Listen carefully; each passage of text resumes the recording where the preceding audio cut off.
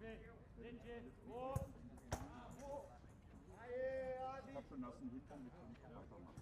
Wie ist dein Name? Robert. Ich bin Hans-Jürgen. Ja, noch heute auch Produkt. Ragnar und Robert. Ah ja, die. Wo ich durch will. Bitte, hoch. Kuku.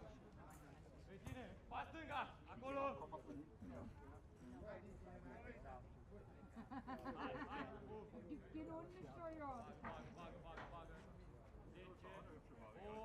Also ich will da sagen, ich bin Hundesteuer. Ziemlich teuer inzwischen.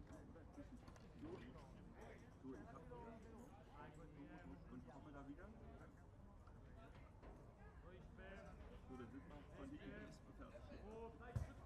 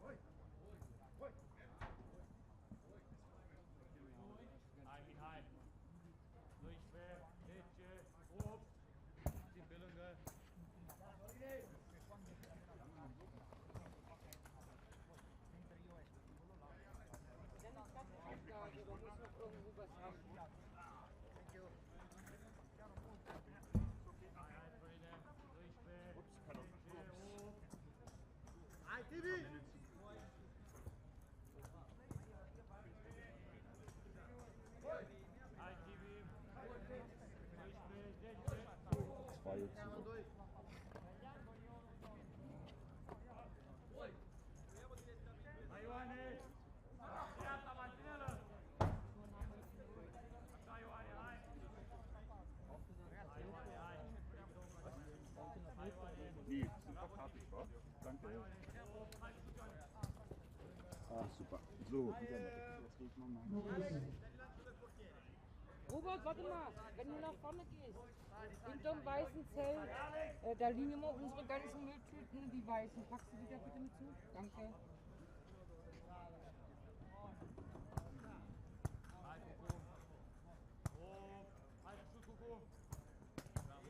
Und die Wände sollen alle offen bleiben, damit die Zuschauer von draußen gucken.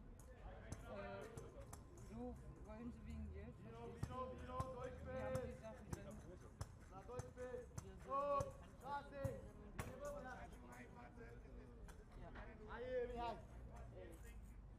Wir machen uns jetzt den Ransen. Ja, Durchbild! Up!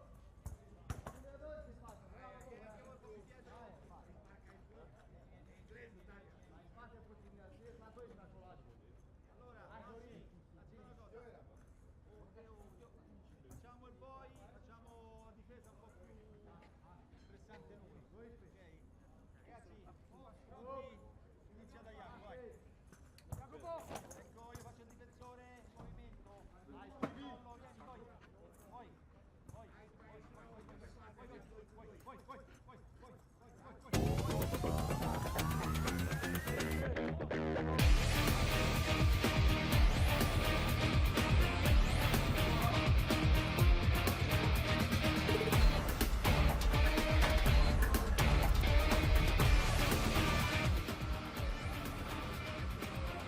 Yes, hello and welcome to day number 3 of the IBSA Blind Football European Championships 2017 here in Berlin. What have we got coming up this morning? Well, our first game of 4 on day 3 is indeed Italy versus Romania in the round robin group stages here so far.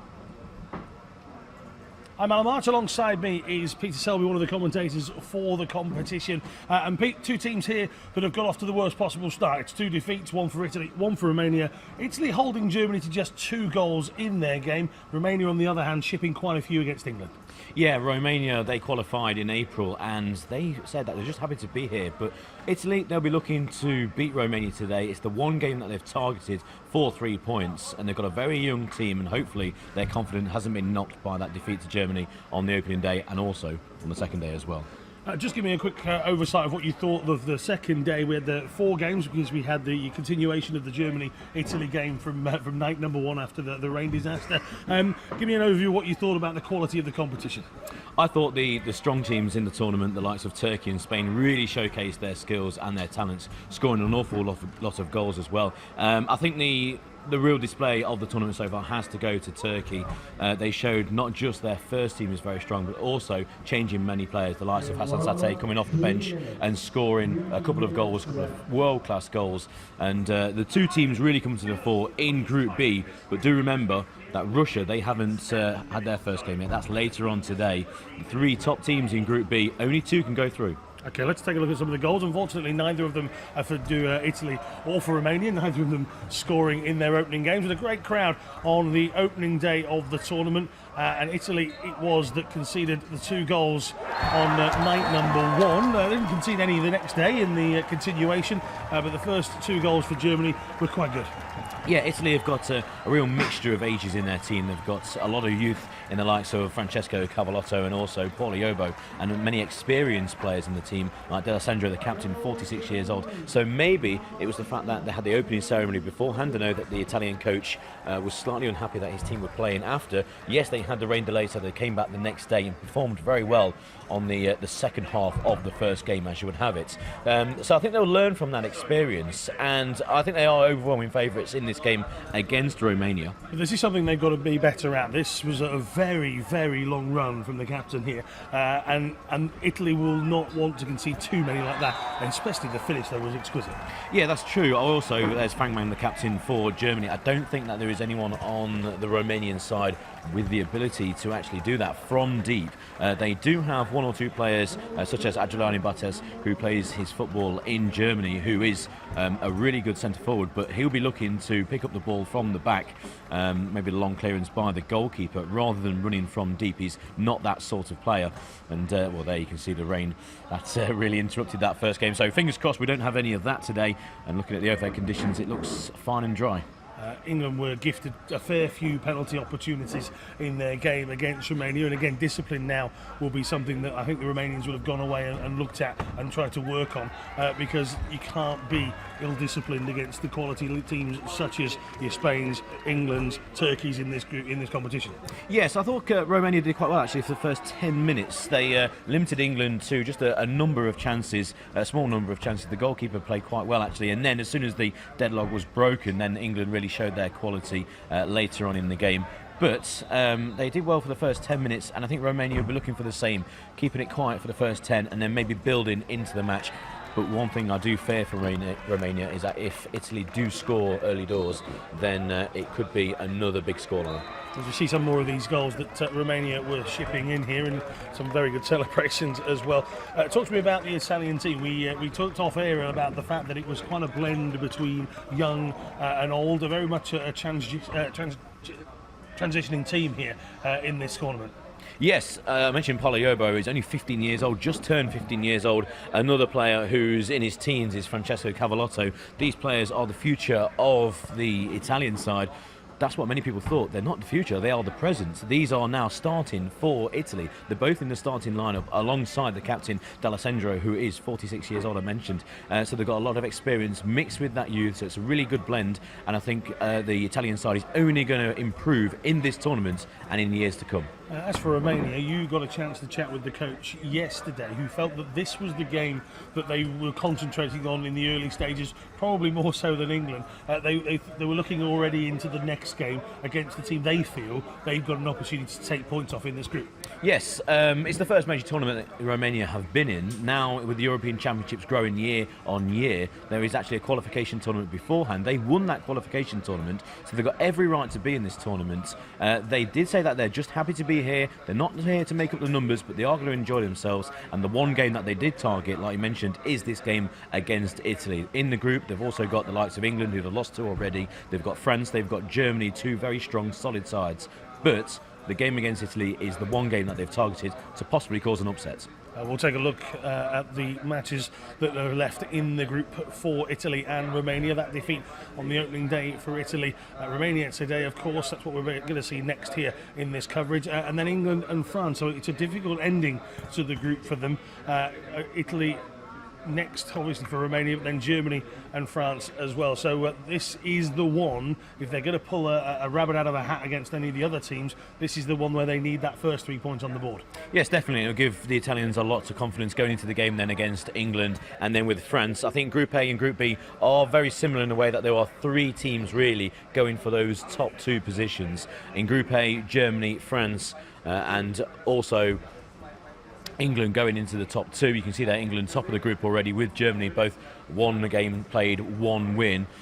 France today, they'll be playing against Germany. That's going to be a very intriguing game later on today. But Italy, if they do get 3 points, then they'll go into those games against England and against France with a lot of confidence, and that's possibly where we could see a shock. Okay, so we'll take a look at Group B standings in just a couple of moments. But in Group A, it's England with that +6 difference, and on the other side in Group B, you can see one of the balls has smashed into our camera pole. There you go.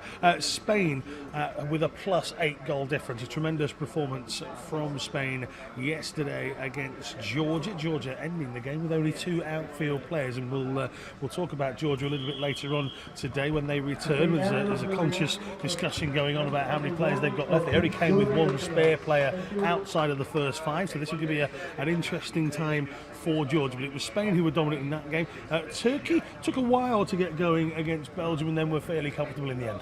Yes, Turkey were exceptional in their performance against a decent Belgium side as well, who will be looking to get their first win against Georgia later on today. But the game that really stands out, the one game I've been looking forward to since the draw was made, is the game at 5 o'clock today, Russia against Turkey. It's a rematch for the final 2 years ago in Hereford, where Turkey beat Russia.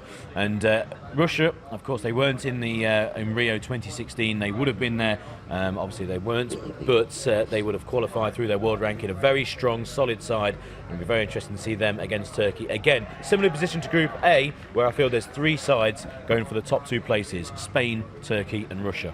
In Rio 2016, Pete, obviously with Russia not being there, does that make them a surprise? Does that mean that not everybody knows a great deal about what's been happening for the last couple of years? I think that would be correct on a world championships or on a world level, but I think in these Euros it won't really make a lot of difference because there was only the 2 sides in this European Championships who were in Rio. That's Turkey and also Spain. So maybe if you look at those 2, that might be the case. But for the others who are watching on TV and then hoping to be there later on, maybe in the next Paralympics in Tokyo in 2020, that might be something for the future. But I don't think it'll have a great effect. If anything, I think it will make the Russian teams more revved up for this tournament. Okay. Again, we talked a little bit yesterday. In case you are just tuning in for the first time, this is indeed the match ball, and Pete's going to explain a little bit about the differences between a match ball here in blind football.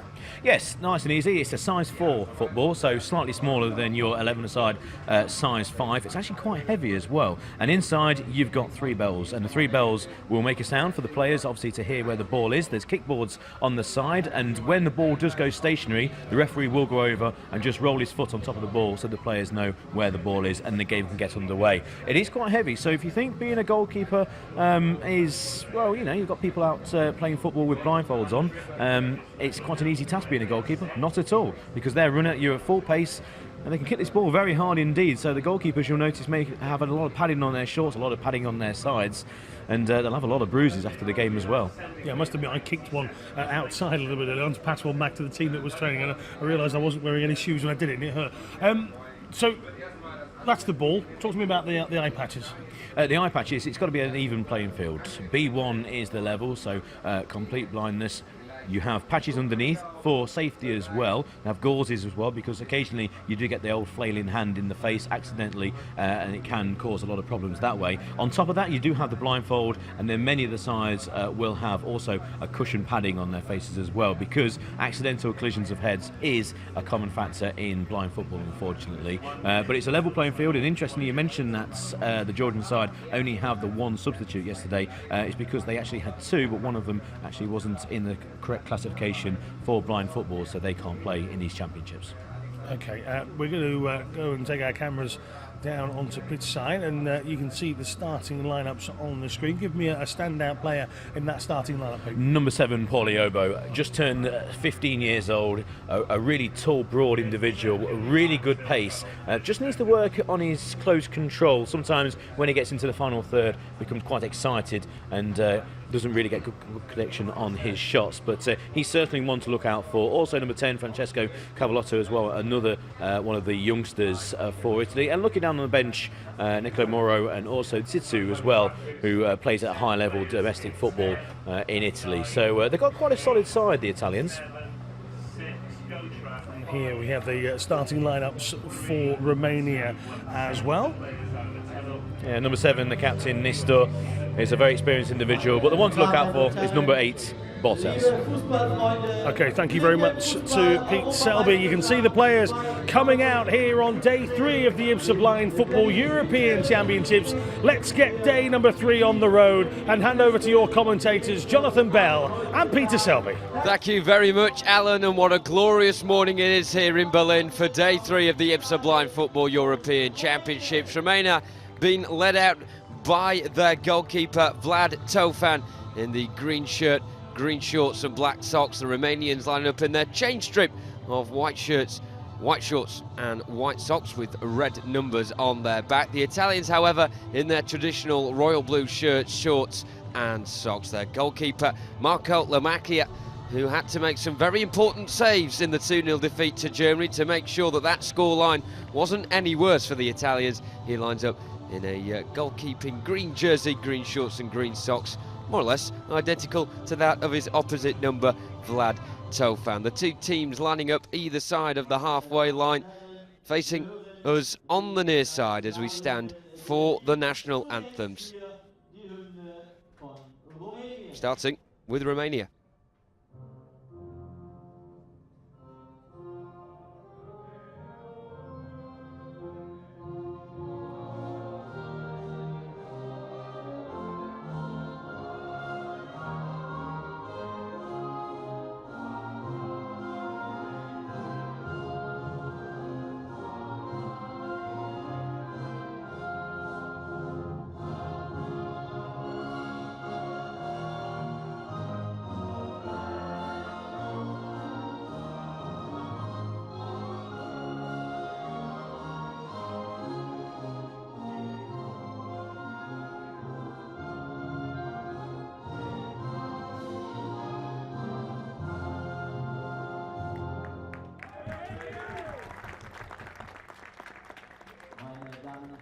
Und hier die Nationalhymne Italiens.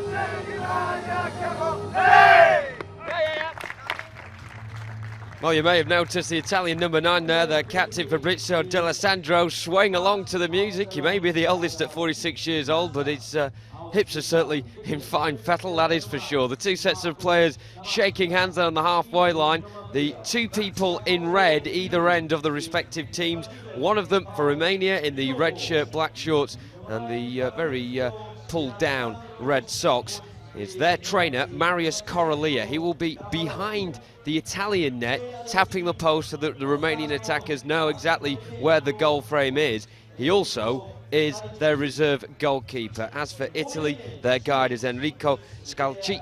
And he's got the red shirt on and the navy blue tracksuit bottoms as well. So the two sets of captains will meet in the centre.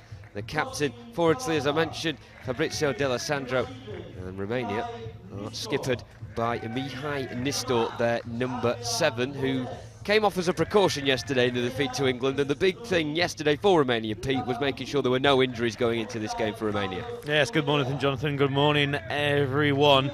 Yeah, it's important that Romania get off to a good start. Italy will be looking to get 3 points on the board against Romania, but the Romanians did mention before this tournament started that this is the game that they have targeted against Italy. It's a very strong Group A, the likes of Germany and also England and France. So this is a real chance. Italy Decide to get 3 points. Let's listen into the talk. Romania has the choice. You want black or red? Red, you choose red. It is red. So you want to stay in your half or you want to you stay? So Italy has the ball, yeah? Italy, good match, good luck. So they're going to stay where they are. Italy are going to have the kick-off. And the referee shaking hands, and then just before kick-off, a lovely touch which I think many sports and also different versions of football actually could take into their respective sports, is that the referees will then, just before kick-off, go over and shake hands with the two coaches. It'll be quite nice if that happens. And the two sides are going over to shake hands to the two sides, and then they'll go over to the Italian bench and do exactly the same. Lovely conditions here in Berlin on day 3 of the IBSA Blind Football European Championships. A breeze blowing from left to right from our commentary position. A few clouds in the sky, but better overhead conditions than we had at the first game between Germany and Italy, where they had to come back the day after because of thunderstorms. So looking forward to a cracking day 3. 4 games today.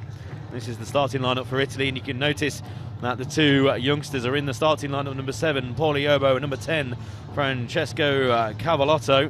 They've also got the experienced captain Fabrizio D'Alessandro, 46 years old, and the captain starts for Italy. Taking a look at the side from Romania in their white outfits with red stripes on the shoulders. The main goal threat, Adriani Botez, in the starting lineup. Plus his trade here in Germany. And the captain, Nistor, as well, will be looking to get on the score sheet today. The giant number 3, Alexandru Cucu, gets a starting berth for the Romanians' second match of this tournament. So the Italians will kick us off then from right to left as we look in this first half in their all-blue strip. And standing over the ball will be Francesco Cavallotto, who Pete mentioned there, the number 10. And also his captain, Fabrizio D'Alessandro, as well. Here go the officials to shake hands with the respective coaches. There's the bench of Italy. And now they go over to the left-hand side to shake hands with the coach of Romania. So it's going to be Italy all in blue against Romania in all white. And it's going to be Italy shooting from right to left to get us underway. Standing over the ball, number 10, Francesco Cavallotto. Standing with his captain, Fabrizio D'Alessandro. So number 10 for Italy, Cavallotto, will receive the kick-off. Poliobo on the far side, tall number 7. Interesting to see how he gets on today. Poke forward down the left-hand side, maybe a little bit too much on that ball from D'Alessandro. And it runs out of play for a goal kick to Romania in the first touch of the ball for their goalkeeper, Tufan. Long throw downfield, straight to the feet actually of D'Alessandro. Can't control, so it's down the right wing for Romania. And it's trying to be kept in by Botez. And Botez can't keep it in. So similar at the Romanian, and as to the Italian end, an early start for their goalkeeper, and that's Mamaccia.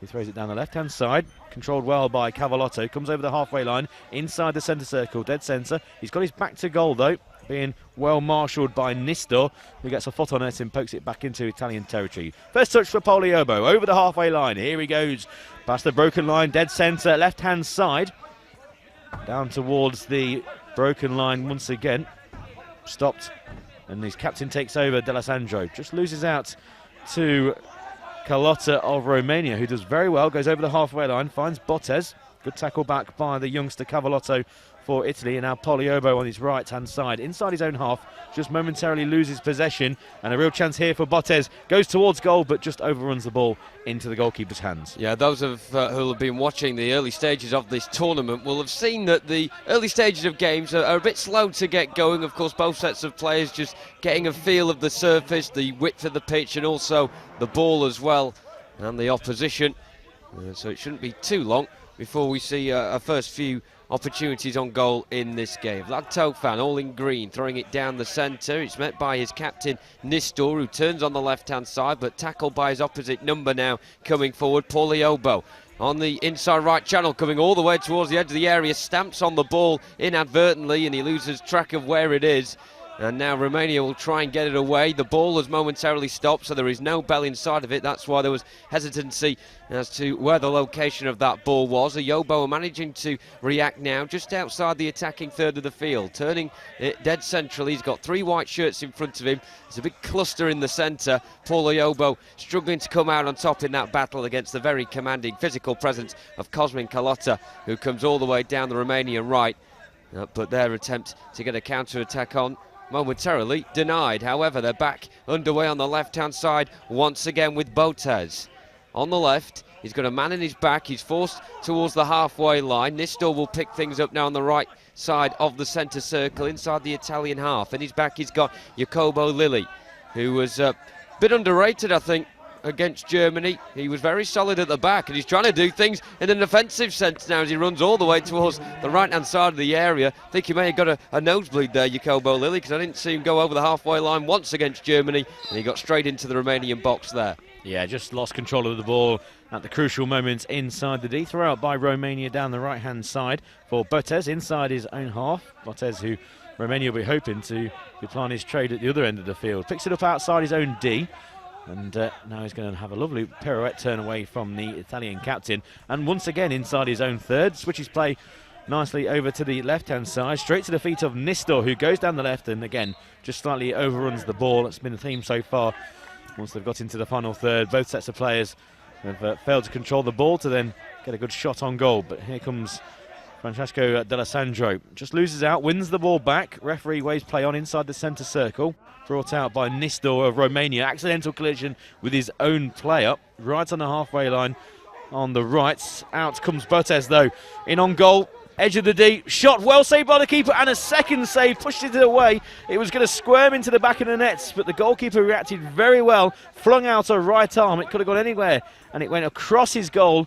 And it's still inside the D. Botes is trying to win it back once again. And Italy just want to try and clear it out to the final third. So great reactions there by the goalkeeper. Italy now charging down the left-hand side. Here comes Lilli into the final third. Over to the right-hand side of the D. Can't get a shot off on goal. Going to ground is Cuckoo, but he did very well putting off Lilli. And he didn't manage to get a shot on goal. Once again, Cuckoo goes to the ground. The ball's inside the corner D on the right for Italy. Still with Lilli, who's fighting to win the ball back on the edge of the Romanian D. They're struggling to clear their lines now. Cuckoo can get a decent connection on the ball. They're struggling to clear it outside of their own D. But here comes the tall number 3 up to the halfway line. In front of him is Poliobo and D'Alessandro. Good pass though to the right to find Botes. Botes towards the edge of the D. Again runs into a blue wall. And Poliobo can clear for Italy. I wonder if there's a few nerves here, Pete. Communication not being great by both sets of defences there in the last minute or so. This has been a very open game so far. The shackles are certainly off both teams, and Ayobo trying to open the scoring. Shoots from the edge of the area, well saved by the goalkeeper. It'll fall on the left side of the area. The ball losing a bit of pace, so there's not much noise being made by it. Fabrizio D'Alessandro, the captain, trying to pick it up on the left-hand side. He's won a corner for his troubles. Carlotta coming across and having to divert it inadvertently out of play behind his own byline. So an Italian corner on the left-hand side. D'Alessandro stood over it with Ayobo, but a replay of Ayobo's shot there, cannonning off the goalkeeper Vlad Tofan, who was equal to it. Pretty rudimentary stop from him, but one that he had to make nonetheless. So corner taken by Italy. Ayobo coming towards the broken line. He's tackled by a combination of two white shirts. They are Mihai Nistor, the number 7, who's battling with it now against Ayobo. Botes was initially in there as well, but he's gone forward to try and create some attacking options. However, it is Romania doing the defending at the moment. Botes battling away at the moment now with Cavallotto. He has the ball on the right-hand side, just inside his own broken line. Manages to turn away from Botes and come up towards the halfway line now. In the central position, making his run diagonally from right to left. He's stopped in his tracks by Nistor. The Romanians certainly are up for this one, battling away all the time, and the first foul of the game conceded by Cavallotto, and that is all due to Nistor's persistence and in the end getting a foul for his team. Yeah, pushing the back, but there's a replay of that wonderful reaction saved by the goalkeeper. The ball was rolling underneath him, but flung out that right arm and pushed it away from goal. It could have gone absolutely anywhere, and it missed the far post by a matter of inches. So the first free kick goes to Romania. Team foul also for Italy. It was a push on the back by Cavallotto. Romania inside their own half.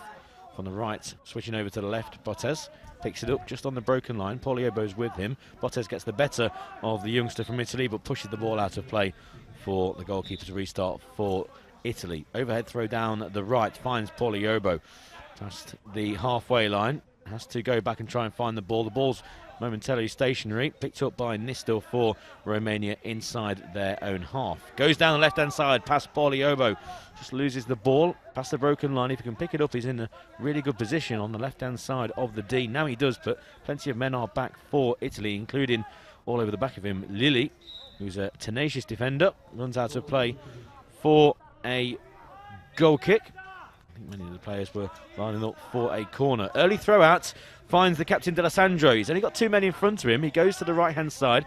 He's not past the broken line, still in the midfield area of the pitch. Finds the kickboard on the right, pokes it forward for Pogliobo, who's in a central position. Lovely little drag back, trying to pirouette away from the Romanian defence. Plays a sensible ball out wide on the right to D'Alessandro. D'Alessandro loses out, and now here come Romania once again. It's Nistor this time around, getting to the left side of the area, and the pace of the ball just too much for him to latch on the end of. Down the left side of the box, but such an open game this. 2-on-2 every single time. Ayobo now at the other end. The man mounting Cuckoo in his way, but Ayobo manages to turn. He's got one man to beat, shoots left footed and scores. Italy get off the mark in these blind football European Championships, and it's the young wonder kid, Paul Ayobo, who manages to finally get an angle on goal sufficient enough to strike it in the corner of the net, the left corner of the area. He struck it with that left boot, and it flew past Vlad Tofan, rooted to the spot. Italy lead 1-0. Yeah, cracking goal for Pogliobo. It's the first time really in this tournament that he's managed to get a good connection on a shot. And the youngster just turned 15, opens his account in a major tournament. And Pogliobo delighted with that goal, and that'll settle a few nerves on the Italian side. So Italy lead by that 1-0. Discussion on the officials on the far side, but it's going to be Romania to get the game back underway. Standing over the ball is Botes. Looks like there's just a few issues on the Romanian bench at the moment, but Pogliobo, he's got all the talent in the world. Real graceful mover with the ball. It's just when he gets into that final third, sometimes can hurry his shot, but this time he managed to get a good connection. Substitute for Romania. Coming off will be Milali Nistor, and onto the field is Florian Kokas.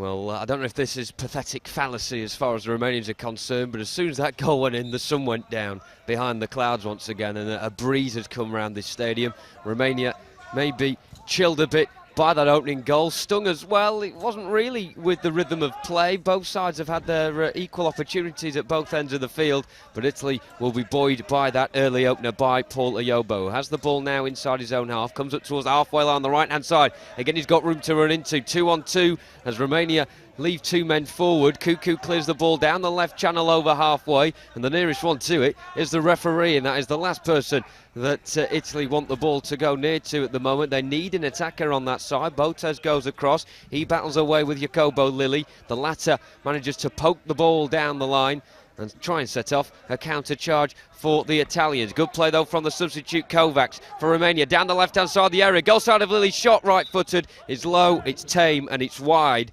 of Lamachia's goal. He immediately bowls it high downfield, bounces once just short of the halfway line, and now the captain turns really well there. D'Alessandro gets down the left-hand side. A tackle coming in from Carlotta. Last-ditch stuff for Romania, and it goes out for a corner for Italy on the left-hand side. And D'Alessandro goes across. The 46-year-old joined by his 15-year-old teammate, Paul Ayobo. And the combination of those two will set off another Italian charge. The two Italian defenders back inside their own half, so it's purely down to D'Alessandro and Ayobo to make something out of this. Ayobo back to goal, turns nicely on the right foot, central position, and he shoots just wide of Tofan's bottom right-hand corner. Wasn't the most powerful of strikes, but if that was accurate, it would have nestled nicely into the bottom corner and would have been another Italy goal. Romania seem to have had the wind taken out of their sails here, and they have to make sure they keep their ship steady because they trail by a goal to nil in what is their biggest game of these championships. Yeah, there's a replay of the chance for Paul Ayobo just there off balance as he took his shot, went wide of the left-hand post. So second team foul for Italy. They'll just have to mind that. If you're new to blind football, you can see below the scores that there are 5 spaces for those crosses. And once 5 team fouls have been committed, any more will result in an 8-metre penalty kick. So 2 for Italy so far, none for Romania. But the all-important scoreline is that the Italians are leading by 1-0. Ball on the left-hand side for Kovacs. Kovacs goes to ground under a challenge from Paul Ayobo. And it's going to be a free kick in a dangerous position, but this could easily be another team foul as well. The referees, they come across to the halfway line and then signify to the officials' bench, and they give the reason. I think it's quite clear why the foul has been given there. He brought down the substitutes for Romania. So the first personal foul by Paul Ayobo, and yes, the third team foul. So Italy will have to mind that. So an attacking free kick here for Romania. Left-hand side, a yard in from the kickboard, around about 10 metres from goal. It's a 4-man wall for Italy. And there's 2 men back for Romania who might want to push players further forward. There's the 2 who's taking this free kick, Florian Kovacs, and also number 8, Adriani Botes, who I'd imagine will be the person to strike on goal. It's going to be Botes, who tries to switch it to the left-hand side, finds Florian Kovacs. Kovacs, instead of shooting, tried to bundle his way through. He was only a matter of metres from goal, and now the break is on through Cavallotto, the youngster, over the halfway line for Italy, left-hand side. He's got D'Alessandro with him over to his right, but a good interception by Botes back for Romania. They clear outside of their own third, up to halfway, picked up once again by D'Alessandro on the right-hand kickboard. He's the furthest man forward for Italy, so he's going to have to do it all himself. Goes past one. He's got another next to him on the left-hand side, but he decides to stop, cut back, and go back to the halfway line. Paul Ayobo takes over. He's going to turn away from Cuckoo. He does so very nicely. Now he puts the afterburners on, past the broken line, but Cuckoo does well, gets back, and now Romania can clear down the left. And it's Kovacs trying to carry things away. He managed to turn from Ayobo. A very physical presence is Kovacs, just like many of the Romanians. Kovacs coming all the way forward. Shot comes in. It's blocked by his own teammate Kovacs, who then tries to go through on goal. It's an air shot as he goes down the right channel of the area, and it goes out of play for an Italian ball. That's thrown over halfway. Paul Ayobo now striding forward down the centre onto the left side of the box, and he got his angles all wrong there. He fired it wide, but it may have took a deflection. I think Pauliobo, well, he's got a free kick from that. He seemed to just be off balance for me, Peter, as he got to the edge of the area, but the referee deemed that to be an illegal infringement from the Romanians to do so. Yeah, just a little push on Pauliobo as he was going to let fly with his left foot. So if you're watching this live stream around the world, first of all, good morning, welcome to Berlin. Italy are 1 goal up in the first of 4 games today. And if you've got any questions, then please use social media and get in contact with us. Our Twitter handle is at Euro 2017 Berlin, at Euro 2017 Berlin. And you can use the hashtag #TheSoundOfFootball and send us your questions, anything to do with the players, the teams involved, or any questions about the sport. What sound does the football make, and how big are the goals, what rule changes, or any questions, then please send them through using Twitter at Euro 2017 Berlin and hashtag #TheSoundOfFootball. We've got plenty of people here working on social media in any language as well. Doesn't have to be in English. And please send us your photos from where you're also watching this live stream, who you're cheering on, maybe your family, friends, or just the country. Shot on goal by Pauliobo straight into the wall. Actually, Pauliobo shows his athleticism by going back to the halfway line and recovering that deflection. He starts again now over the broken line, stops, comes back to a more central position. Left-footed shot actually hit his captain, D'Alessandro. Inadvertently was standing in the way. Pauliobo, a lovely pirouette away from 2 Romanians. Now he's got a clean start on goal. Shot underneath the goalkeeper. It's the second goal for Pauliobo. It's the second goal for Italy. Underneath the goalkeeper from 4 yards out. And Italy have doubled their lead. They lead by 2-0. 1 for the left foot, 1 now for the right foot for Pauliobo, who doubles his account in these championships. Both goals coming this morning. And the Italians double their lead and will make a substitute now as well. Coming off Francesco Cavallotto, the number 10, to be replaced by the stocky number 8, Massimo D'Atalicio, who scored 2 goals at Euro 2015 in Hereford. He was the Italian top scorer at those last European Championships. But Pauliobo, the man on your screen, just doing his laces at the moment, and maybe just having a word or two to say to that right foot. A wonderful strike with it a couple of moments ago to double Italy's lead. Yeah, the wonder kid from Italy has really come of age in this tournament. 2 goals in this game against Romania. He looked to get back into this game down the left-hand side, but there he is back defending Pauliobo. He really has held up that right-hand side very well for Italy. He's just struggling to clear their lines, and Kofkas can try and get the ball by the corner. It's rolling out towards the corner D at the moment. Well played there by Lilly. He's a very good defender for Italy, but here goes Pauliobo down the right-hand side, past the halfway line, more central position, very dangerous here once again, and good defending there by Cuckoo, who got there just as Pauliobo was pulling the trigger, and it goes out for a goal kick. So tremendous defending there by Cuckoo. Lovely pirouettes. You can see a replay here of the second goal by Pauliobo that started the run, and then he shot underneath the goalkeeper. So 2 goals for Italy, 2 goals for the youngster. Here comes the more experienced Arteletto, who mentioned had 2 goals in that 2015 tournament. He gets tackled by his fellow number 8 inside the centre circle. Lovely drag back by Pauliobo. Here he goes again. Left-footed shot wide of the right-hand post by a couple of yards, but another effort on goal. Romania are so deep at the moment. There are 2 defenders, Cosmin Carlotta, the number 5, alongside Alexandra Cuckoo, the number 3. They are just stood as they are now, right on the edge of their own penalty area. And there is so much room for Pauliobo to run into. And, of course, he won't see it. But the coaches will be saying, keep on running. And that's what he's done so far. He's terrorised the Romanian defence. And his 2 goals have been no surprise, really, from the reign that Romania are defending. Yeah, amazing. Only 15 years old, and only just turned 15 as well. Good tackle in the midfield by D'Alessandro, the captain. 46 years old, again goes to ground after trying to strike on goal, but another good defensive play there by Botes. Botes loses out to Pauliobo, who goes. There's only 2 players in front of him, shoots from distance. This time his left-footed shot is wide, again on that right-hand post. But the pepper in the goal at the moment, the Italians, and at the moment you can only see one side increasing the scoreline, and it's the blue of Italy. Down the left-hand side. Good throw out by the goalkeeper. Trying to be picked up by Kofkas on that left-hand side. Well marshalled by Lilly. It's going to be a free kick here given against Romania. Lilly was just marshalling the ball out of play, and I think he's saying to the Romanian, look, that was going to go out of play. I was just shefting the ball out, and there was no need for a push in the back. Free kick given. That's the first foul there by Romania, and this could be the second team foul. First foul by that individual player. Yeah, pushing in the back.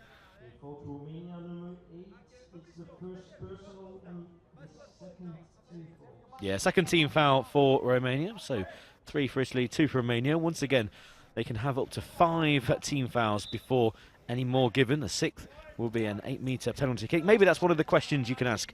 And remember, use the hashtag #TheSoundOfFootball. Down the right-hand side goes the captain for Italy, D'Alessandro. Keeps it from going out of play. Now drifts over towards the central position. Goes past one, goes past another. He's only 3 yards out. Can't get connection on the ball. It rolls into the goalkeeping square. So the goalkeeper then can handle the ball, picks it up and throws it down the right-hand side. Half-time can't come soon enough for Romania to just regroup, but there is 8 minutes still to go. And Italy are well and truly on top. Their tails are up. They've got a bit of defending to do here, though, on their left-hand side, near the byline now. At last touch, I think, coming off Kovac. The referee concurs, and Italy can start things at the back. And in fact, Paul Ayobo is going to get a bit of a break here. He's going to be a substitute now, replaced by Nicola Mauro, who got 1 goal at Euro 2015. And he came on late in the game against Germany yesterday morning, and I have to say he looked pretty bright. He'll be starting alongside Jacobo Lilli at the back for now, however, although it looks as if that Italy had started this game with sort of a square formation, 2 at the back, 2 up front. They may revert back to the diamond that they had on Friday night against Germany. We'll wait and find out in that sense. For now, though, the ball is loose on the far side on halfway. A good battle next to the board from Kovacs, and now the substitute Mauro as well. Kovacs with that big bit of strength, the number 9, trying to come towards the right-hand side now. He's got his hands in front of him because he knows he's near the board. He reaches it now, and now he tries to charge down the right-hand side. He's certainly met his match, though, with Massimo Dacelico, and he comes forward up towards halfway, the Italian. He's got 1 teammate in front of him, and that is D'Alessandro, but he's got 3 white shirts there as well. One of them is the number 8, Botes. But the battle of the number 8 is won by the Italians, who almost get into the penalty area there. A bit of a collision coming from D'Alessandro and Cuckoo as they try and claim the loose ball. The last touch did come off a Romania defender, and it will be a corner on the left-hand side for Italy. Going across to take it will be the captain, Fabrizio D'Alessandro, and joining him now is Massimo Dacelico. 2 men up for Italy, everyone back for Romania for now. And of course, Italy still being a bit cautious, Pete. They're not resting on their laurels completely. They're making sure that they're keeping firm at the back even when they've got an attacking opportunity. Yeah, you can do that when you're 2 goals up. Dacelico takes this corner. It's tackled straight away. So they'll have to work on that. One of the first corners, actually, of the game. But here goes Botes down the right-hand side. He's over the halfway line, past the broken line. Central position, edge of the D. Can't get a right-footed shot on goal. Second opportunity goes wide of the right-hand post. Good play there by Adriani Botes. He ran a whole length of the pitch, couldn't get good connection with his first effort. His second goes wide of that right-hand post. There's a swing on a miss the first time, and then he gathers the position of the ball once again. Good right-footed contact on the ball. It goes wide by Matovincic. Second opportunity for in the last few seconds for Kovkaz this time. Well saved by the goalkeeper, straight at him, but good reactions by Lamanchea. Still with the whites of Romania inside the opposition third. Good play coming out of defence by Lilli from Italy over the halfway line, over the broken line. He's still going from the left over to the right-hand kickboard. Across comes the taller Cuckoo with his long hair on that right-hand side kickboard. Just slows play up at the moment. There's plenty of players back for Romania. And Lilli, who normally is a defender for Italy, is rampaging forward at the moment. Inside Romanian territory, pushes it down the kickboard, right-hand side, tries to chase it and stop it from going out of play. He does so, it's right by the byline, he's now inside the D, and his shot goes wide from a very acute angle. In fact, it was exactly on the byline when he took the shot. Very unfortunate stuff there. Fantastic work from Jacobo Lilli, who I think is Italy's unsung hero really at the back, and he's not too bad on the ball as we've seen in the first half of this game so far. Chance for Italy to counter-attack due to a poor ball backwards by Kovac. And now it's his opposite number, D'Alessandro, right-hand side of the area, pulls it across the face of goal. No one in the centre to tuck it away. And it rolls harmlessly out for a goalie ball for Romania. And it will be Vlad Tofant to throw it down the heart of the pitch. Straight towards Kovac, who tries to turn towards the left-hand side. Mauro in his way. Mauro, nice turn away from Kovac towards the kick ball. But Kovac has not given anything up so far. He charges towards the right corner of the box. He's got a teammate with him as well. Kovac, nice turn, right on a dime. Slides in towards the goalie's area and makes contact with the goalkeeper, Marco Lamatia. We heard that cry of pain right from up here in the commentary position, Pete. He's holding his left shin, and of course Kovac, very apologetic, had no idea that the goalkeeper was there. But as we see, a wonderful turn away from Lilly. Fooled the whole Italian defence, may have been pulled back a little bit there, the shirt being pulled, and then he goes for a left-footed effort there, Kovac. He slides towards the ball, but unfortuitously gets the goalkeeper instead. Yeah. And I think he's going to get punished for this, you know, Pete. And he's got every right to go for that ball. Yeah, he did. He just, the ball rolled away from his possession. When he actually slid in for the ball, it was still outside of the goalkeeping square. Unfortunately for the goalkeeper, his leg was on the floor. His then foot rolled over the top of the goalkeeper's. And that's why the goalkeeper's down. A yellow card has been given to Florian Kovkas. So Florian Kovkas has a yellow card. And it's the third team foul for Romania. The Italian physio then on the field of play at the moment. And their doctor is Giancarlo Sarudi. And Danila Grande down there as well. Just making sure that he's okay. Marco Lamacchia seems in some pain. Goalkeepers are known to be the hardy bunch. But we have seen a few collisions with goalkeepers so far in this tournament, Pete, and they are nasty, especially when the forwards are so unaware of what's in front of them.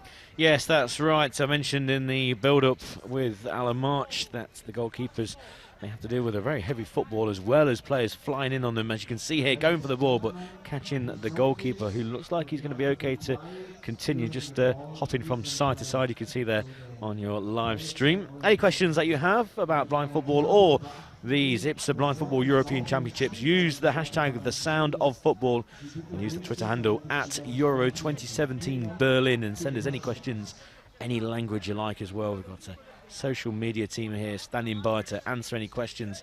Also tell us where you're watching this live stream from and who you're cheering on as well. Here goes Italy over the halfway line there. 2 goals up with 5 minutes to go inside in this first half and the first game of 4 today. Some cracking games coming up. Good interception though by Bottes. Goes down the left-hand side. Just momentarily loses possession. Lovely drag back. Under control now. More central position. Squares the ball. Trying to find Kovakis, who was just behind play. Now he's got it inside the broken line. Good tackle by Delosio for Italy. Goes over the halfway line on the right-hand side. Just slows play down. Lovely little pirouette. Goes down the right-hand kickboard. Inside the final third. Now more central, again stops, tries to drag back but tackled by Bottes. Tries to run down his own tackle, one straight into the substitute Mauro for Italy. And once again, Delosio this time plays it down the left-hand side. Tries to find his captain, D'Alessandro. He does so inside the final third. Left-hand kickboard, comes across the broken line himself, more centrally. Loses out to the tall defender, Kuku, who is a good defender, gets himself in the way, and now he's shown his dribbling skills. Goes over halfway, still inside the centre circle, just stands on the ball, and now he's over on the left-hand side. He's made his way from his own third to the Italian third. Tries to drag back away from the tenacious substitute Mauro for Italy. A bit of a wrestling match going on that left-hand side, and Italy come off better. They do. Mauro then runs into a blind alleyway with the tackle coming in from the number 8 there, Adriani Bottes, who now has possession right of centre over the halfway line. He's got 3 Italians in front of him, tries to dribble down the centre of them. He fails to do so, however, and Italy should be able to deal with that. Romania are putting on a bit more pressure in the last few moments. They could be rewarded here. Going into the penalty area is Bottes. He goes to ground, then tries to get a strike away. Lilly eventually getting back to make the tackle, and it will be a corner for Romania, who out of nowhere have got a new sense of purpose about them in the last few moments. They're all seeming to chip in together, help out the defence, and be a bit more purposeful in the attacking zone as well. So it'll be a corner on their left-hand side for the team in white. And stood over the ball is the combination of Kovac, the number 9, who will receive this ball from Adriani Botej, the number 8. So the referee blows his whistle. In fact, it'll be Botej going to run with this one from the left-hand side. He's central now, just inside the attacking zone. Checks back, tries to get on the left foot. Mauro, really good defending from him once again, but the referee says that it wasn't a fair challenge. Mauro pleads with the referee and his coaches on the far side that he was innocent in that one, and he fairly got the ball. I certainly thought that was the case. However, it is a free kick for Romania in a good position, this, around 10 metres out. Dead central, with Kovac stood with his right foot on the ball. Also going up there is the defender, the number 5, Cosmin Carlotta. And in fact, he's going to take this one. And without being too prejudicial, he looks as if he's got a strong strike on him. So we'll wait and find out what he can do here. He's got hands on hips. The Romanian teammates all stood behind him, so it's just going to be a sole strike on goal, this. No attempt at trying to get any rebounds or anything like that. It's a 4-man Italian wall. The guard behind the goal for Romania, Marius Correlia, just using the blind stick to tap onto the crossbar and the post. So striking this one will be Carlotta with the right foot. And I think he's going to have to try and refine the ball again, because he hesitated, lost track of that ball, and now we'll go for the shot. So a bit of a delay for Carlotta to take this one. And I think they're going to retap the post, the Romanian guard behind the goal. He is as well, Marius Correlia. So a false start from Cosmin Carlotta before he will strike this one. At the 4 Italians in the wall, who are very brave indeed. Carlotta goes to strike. It is powerful, but it's not accurate. It goes wide of the right-hand post, and a timeout being called by Italy here. We have 3 minutes remaining of this first period. Italy leading by 2-0. Yeah, I didn't catch that free kick quite right. It was from quite a distance as well, so it would have been a hell of a strike to beat the goalkeeper from that distance, even with a wall in place. So timeout called by Italy. Quite a sensible moment to do that. I think one discussion will be the fact that they have those 14 fouls, but also 2 goals up. Poliobo with those 2 goals, currently off the field at the moment. And Romania struggling to work the goalkeeper from Italy. And they do have number 9, Florian Kovakis, on that yellow card. So some fantastic games coming up later on today. Just to repeat, if you're watching this live stream, then please get in contact with us. Ask us any questions regarding this tournament here in Berlin, or any questions regarding the sports. Use at Euro 2017 Berlin and use the hashtag #TheSoundOfFootball. Berlin certainly alive with the sound of football this week. The game's coming up today. Well, next up will be a clash of the Titans at 5 o'clock, Russia against Turkey. That's the first game in Group B today. And after that will be Belgium against Georgia. In terms of Group A, after this one, France against Germany at 1:30 local time. 2 very big European nations locking horns in what could be an absolute classic in Group A. And the crowd beginning to slowly filter into this stadium. No doubt, 1:30, Pete, they'll all be here. Yeah, Germany, there was a full house on opening night.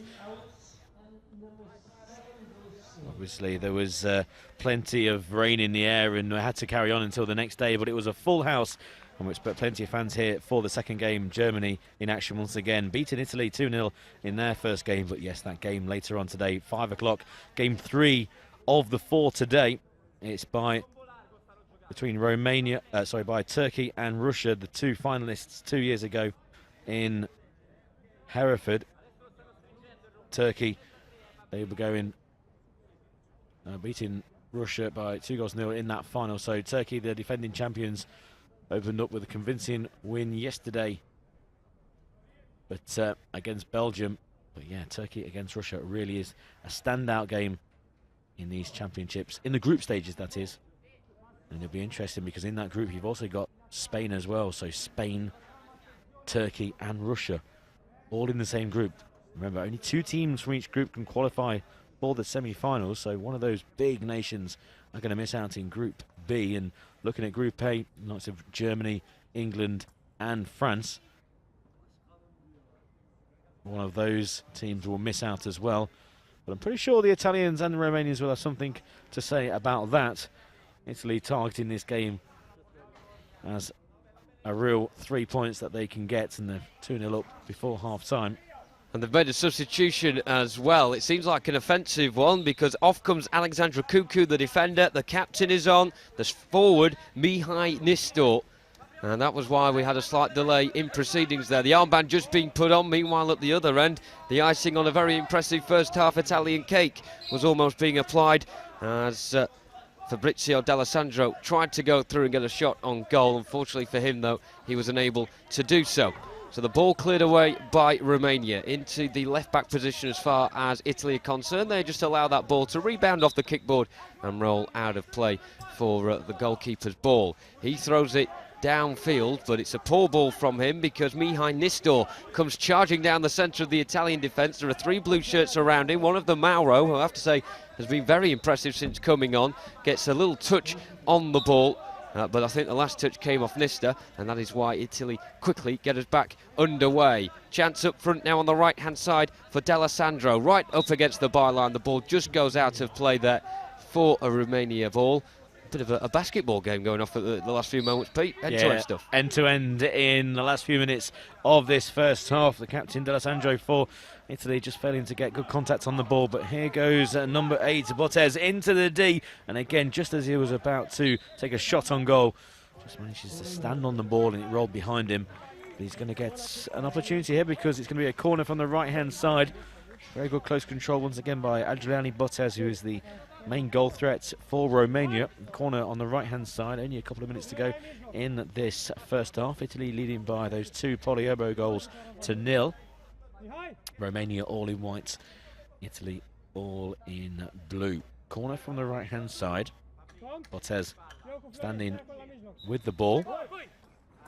Takes it, goes back along the kickboard to a more central position, squares it over to the left-hand side, and Nistor, who has to go back to the halfway line to recover the ball.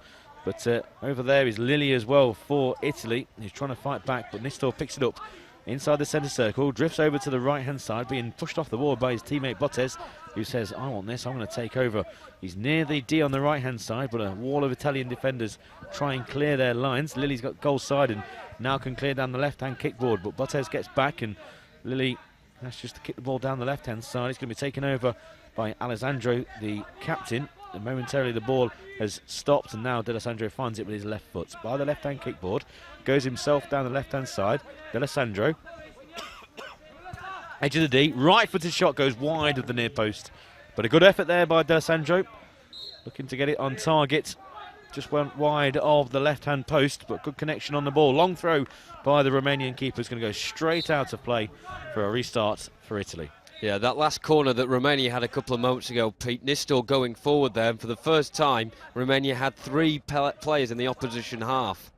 So they may be a sign of things to come in the second. It's Italy come forward.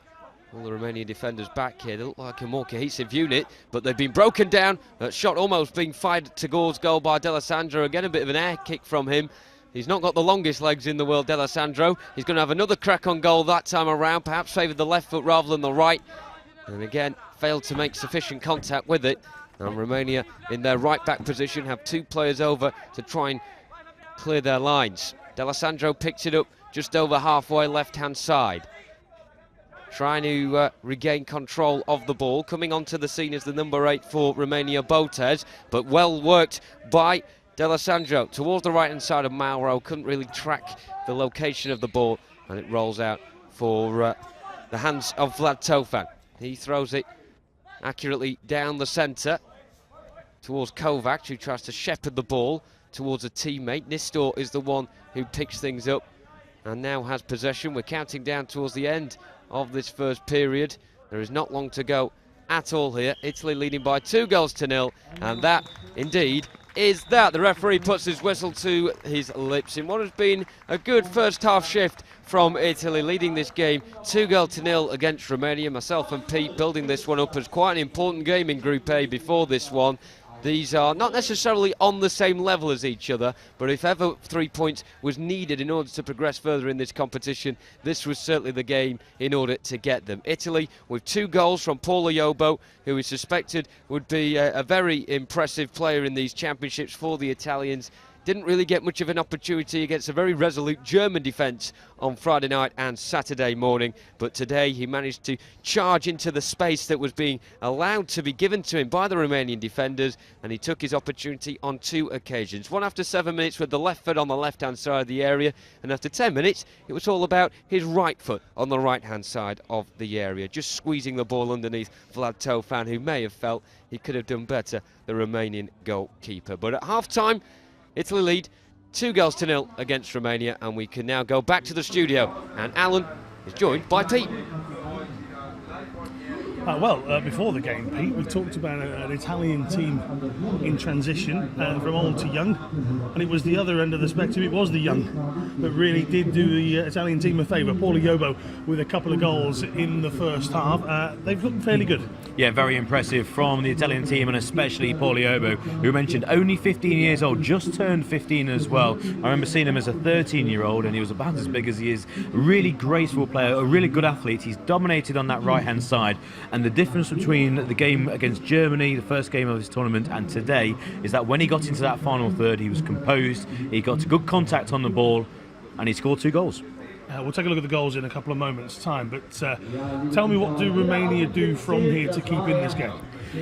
I think Romania, they handled themselves quite well after going 2-0 down. The substitution was made by Italy. They took off Paulo Yobo, and we'll see whether he makes an appearance in the second half.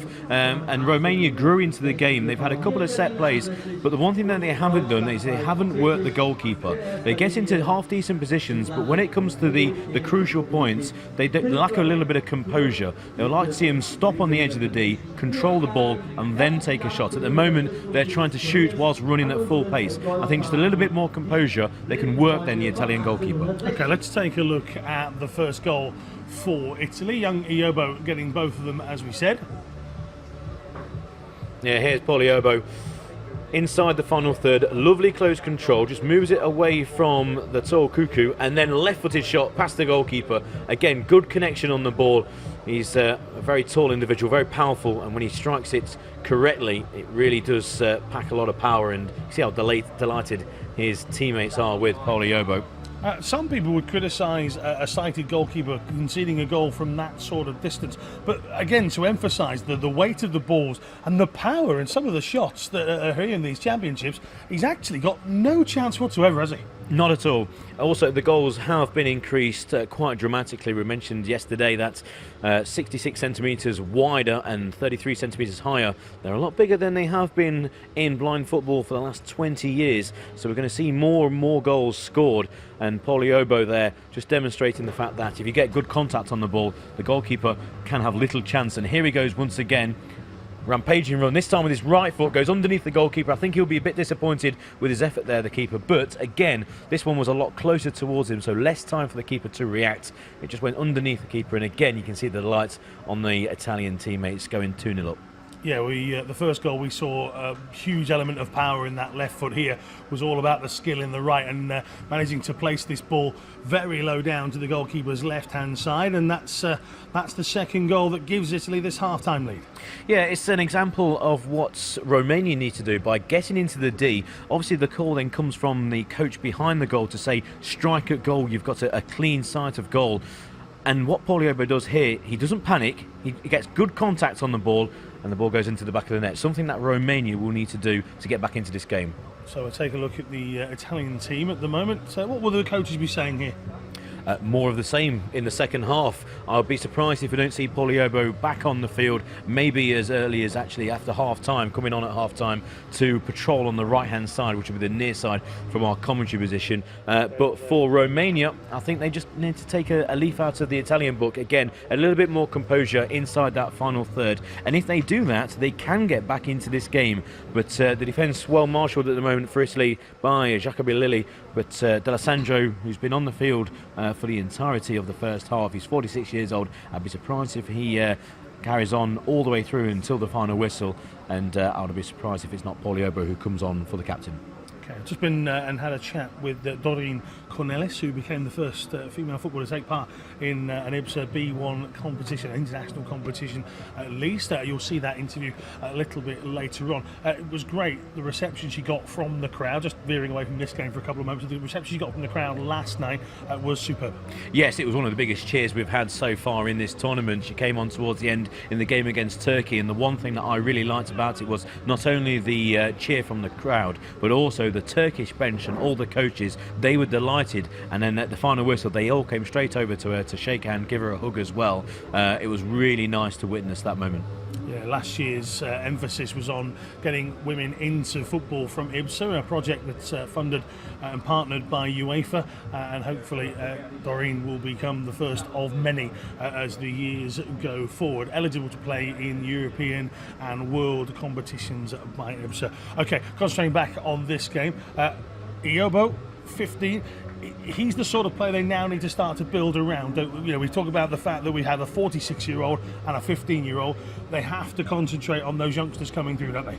Yes, and they do trust them. In the starting lineup, you had Francesco Cavallotto and Paul Iobo, both in their mid-teens, and they were starting for Italy. It's not like they were on the bench and then coming off for a few minutes at the end. These are players now that Italy do rely on. The old guard, as you would have it, the captain D'Alessandro, 46 years old, as you mentioned. How many more tournaments has he got? He's obviously very fit because he's been playing every single minute so far of this game. But again, it's a changing of the guard, and Italy, we mentioned at the start of the game, they've really targeted this game against Romania as a chance to get 3 points. And if they do get 3 points, the confidence will then grow into games later on in this tournament, and they could prove a problem and a surprise maybe for some of the more fancied teams. A lot of teams here involved in these championships, of course, and the French team, a few members of the team preparing themselves for future games. And that, in fact, the gentleman on the bottom left of your screen is the French audio describer that will be describing the commentary in French to the venue a little bit later on. Audio description. Pete, let's have a quick chat about that. It's the first time we've had a chance to do so in the competition. The audio description commentary service is available not only in the stadium in both German and English, and for the French games it will be described in French as well. We're also taking that commentary. That's exactly what you and Jonathan are doing. Audio description commentary being used on the stream as well, and it's something that's growing. The IAAF and the IBSA World Athletics Championships had it, Rio 2016, Pete had it as well, so lots of new sports trying to get audio description in and using it. Yes, it's a really necessary tool. It needs to be employed in every single sporting event, in my opinion. It gives visually impaired spectators the ability to enjoy the match and to understand exactly what's going on at all times, not having to listen out for either radio commentary or listen out for just goals or description from family or members or friends that they are sitting next to in the stand. And I'd like to see it spread around all tournaments and every single sport that's shown. And before I send you back to your commentary box, if people do have questions throughout the game, they can get in touch with us. Use the hashtag #TheSoundOfFootball. They can send us those tweets and questions, and Pete, you guys will try and answer them in commentary. Yeah, follow us through Twitter at Euro 2017 Berlin, and use that hashtag #TheSoundOfFootball. Ask any questions about this game, future games, or even the sport of blind football. Okay, let's go back over to our commentary team. First, you'll hear Jonathan Bell. He'll be joined by Peter Selby. Thank you very much once again, Alan, for that. Second half incoming then of this game between Italy and Romania. Group A action on day number 3. Such a sunny day as well here in Berlin at the IBSA Blind Football European Championships. Romania struggling really in the first half to create anything in the way of opportunities. Italy clinical in front of goal. Their superstar, their 15-year-old striker, Paul Iobo, with some mesmerising footwork in order to create the space for both of his goals. But I do have to criticise the Romanian defence for being so deep and allowing him to have the room to go into in the first place to create those opportunities.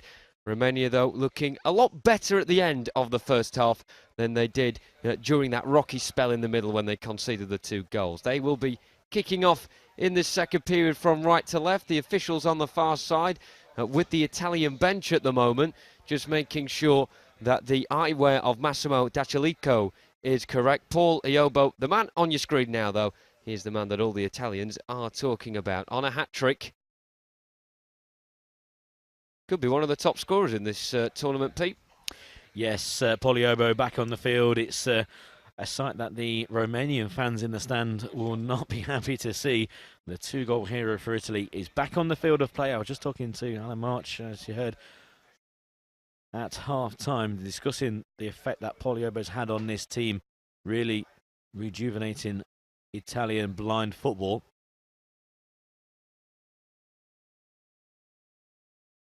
And Poliobo back on the field. And just trying to find the captain. And in fact, to mention that the captain might go off, D'Alessandro. I want to keep mentioning his age, but 46 years old. He played the entire first half. He's been replaced by the 15-year-old Poliobo. So it's Romania from right to left in the white shirts, taking a shot from distance, pouring the substitute. But here come Italy in all blue from left to right, rampaging down the centre. Here's Dallaccio, and he just gets held up by the defence. Lovely drag back, goes past one.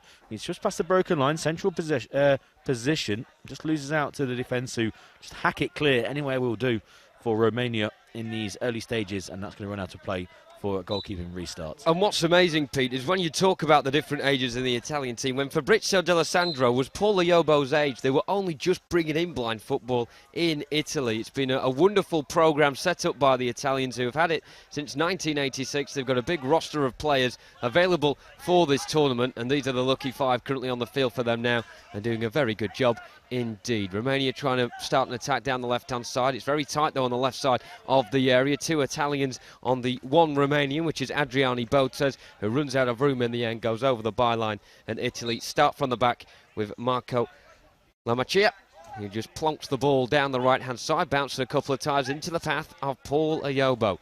He's got a bit of room again to run into. The Romanians need to close this down. They do eventually as he comes towards the edge of the area. He stands on the ball. He's on the left-hand side. Iobo got enough room to have a shot away. It's parried by Tofan. Straight back into the path of the Iobo, but he couldn't control it that time around. And coming forward now is Botes, who's had a good game for Romania. He's had a couple of opportunities on goal to perhaps get a strike away, but he's just lost track of it as he gets to the killer area. But it's Italy with possession on that left-hand side. Botes again over there to battle with the opposite number 8, Dallaccio. The latter comes out on top as he strides over halfway in a central position. Botes, though, beating him for pace and managing to come back round the side and win the ball back. He now has it left of centre in the Italian half, switches it towards the right-hand side. Paul now on for Romania, who looked a bit hesitant yesterday against England. He seems to have a bit more about him this time around. A very gritty performance from him as he battles away with Dallaccio, who does clear away into the path now of Paul Iobo on the halfway line. Well, it's at the minute a one-man performance from Romania, with Botes absolutely everywhere. And again, he can't really get the room to start an attack, and Italy will start from the back. Paul Iobo, though, almost getting his 3rd of the game. Yeah, Poliobo can't pick it up inside the centre circle, runs out of play for a restart for Romania. And you mentioned Botes there, he's the main goal threat for the Romanians, and they'll be looking to get the ball to him as often as possible. It's inside the Italian third, though, with their number 8, Dallaccio, who tries to turn his man on the far side, far left-hand side for Italy. He decides to just hook the ball clear. It goes to the feet of Kovakis, who goes over the broken line. His shirt's being pulled, gets a left-footed shot on goal. No power in that, and the goalkeeper can easily pick it up and roll it out first time for Poliobo over the halfway line. Right-hand side once again, tries to go between players. He does so. He's inside the D. Shot on goal, well saved by the goalkeeper. Left-footed shot. Poliobo doesn't realise that the ball's just next to him. He's on the ground and being smothered by a couple of defenders. The goalkeeper's got the ball, and I think the referee is going to just stop play because of those 3 players on the ground. Poliobo here, once again, 6 metres from goal. Good save by the keeper. Again, good connection by the Italian forward, looking for that hat-trick goal. And again, Poliobo still on the ground. I think he's completely fine. He's just slowly getting to his feet. It'd be nice to have that replay again, Pete, because I've just winced as Iobo struck that one. I think he struck it with the left foot, and the other ankle was trodden on there by the number 6 for Romania, Ionet Anton, and it looked very painful indeed. He goes in on goal, and just look at that there, his right ankle is stood on, And, well, Paul Iobo, fair play to him, hard as nails, getting back up again and playing on there, not making a big deal out of that at all, because that must have hurt. Yeah, he's a very tall, broad individual. He's only just turned 15. He's the Italian number 7. But no harm done. You can see the eyewear and the patches just being sorted out for the Romanian team and Florian Kourakis. Each player have patches over their eyes and gauzes as well, just to protect their eyes from any flailing arms.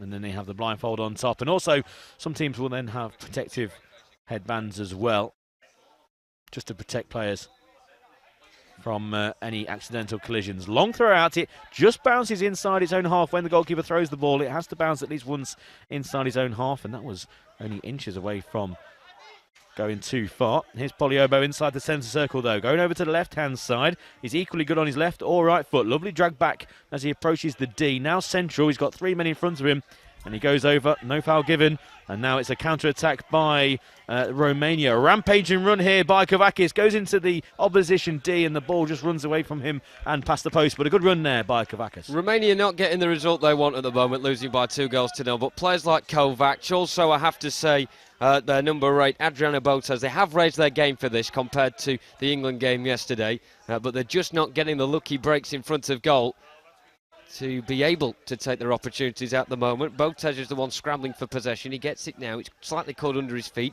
which allows Datalicho to come back. However, he comes back with an illegal challenge right in front of the officials camped in that tent on the far side. So a simple decision for at least one of the 5 officials there, Pete, to make.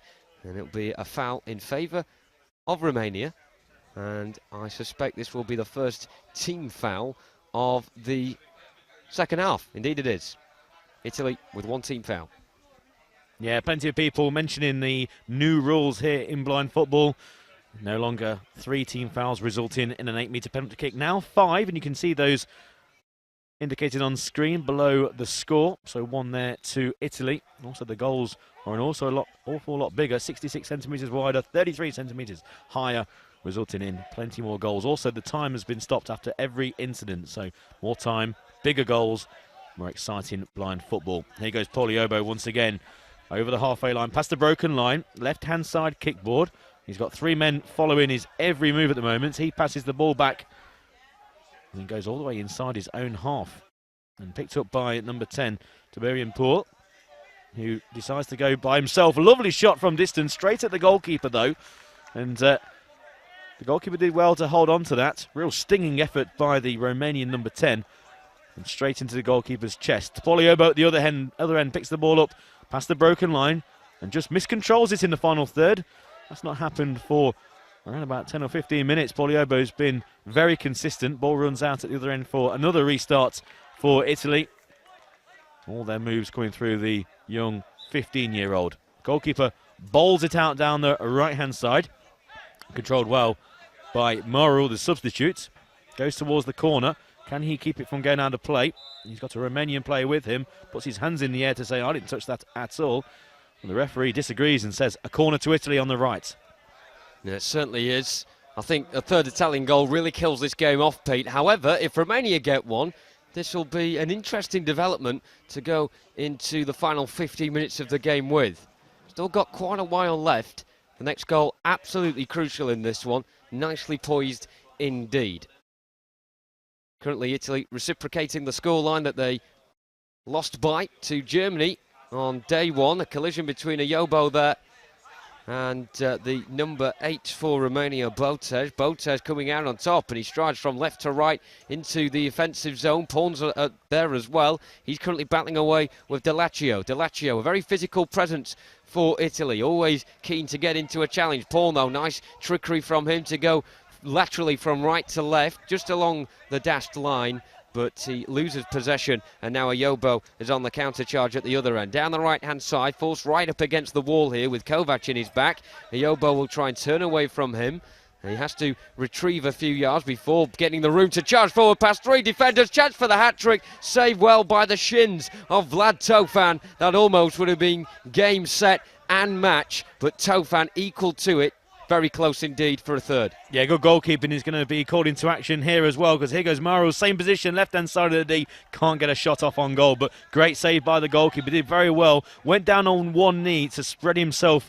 If any shot came across the ground, the ball's been rolled out for a goalkeeping restart for Italy, as this replay is showing. Good goalkeeping there, right on the edge of his goalkeeping square, brave, and managed to get down. You can see there on one knee to block any shot. Good goalkeeping by the Romanian number 1, Vlad Tofan.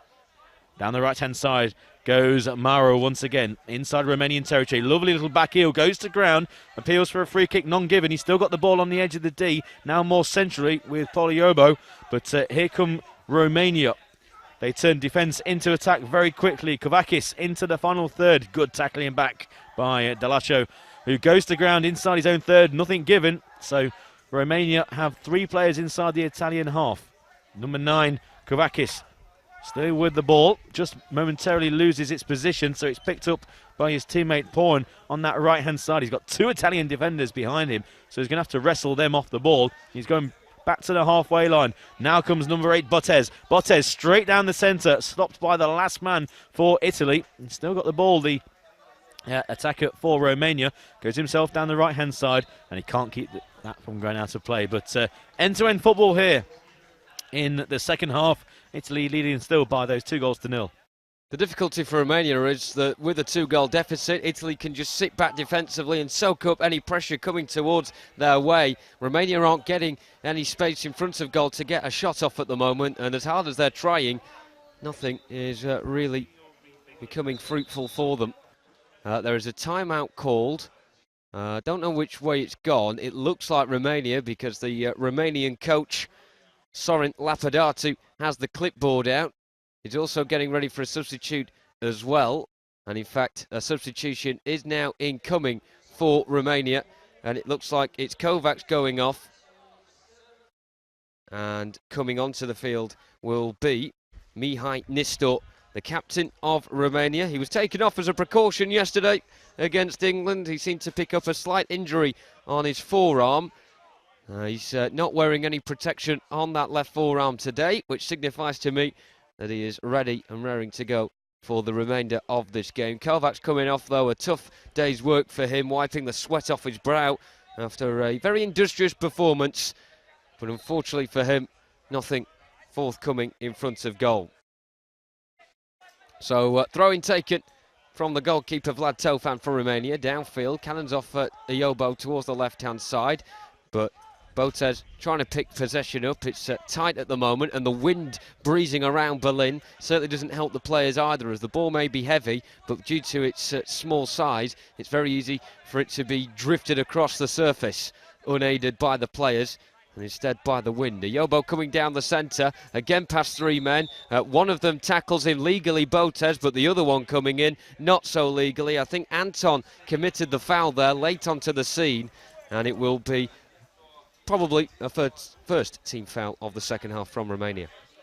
Yeah, Romania don't want to be giving away fouls in dangerous positions like this. It's going to be taken from around about 12 to 13 yards from goal. A couple of yards to the left of centre. I think the ball's going to be rolled for Poliobo to either strike or take it further forward. I'd be surprised if he strikes from there. I think he'll take it slightly closer. He'll be told by the guide behind the goal. Be interesting to see whether he actually taps the posts or whether he just moves forward.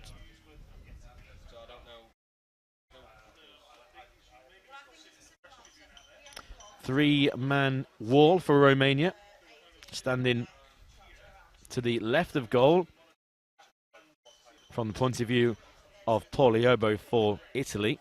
2 posts have been tapped, so he could be shooting from that distance. I'll be surprised if he doesn't bring it further forward. Referee blows his whistle. Here goes Poliobo. Shoots left-footed straight at the goalkeeper, who saves both-handed just above his head. Manages to parry the ball out. And now defence turns into attack once again for Romania. Number 10, Taburi Paul, just loses out to Poliobo. He's going to have another opportunity here. Up to the broken line, runs into the white wall of Romanian defenders.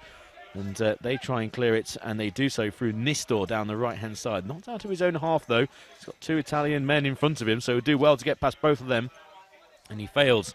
Here come number 8, Delaccio on that far side for Italy.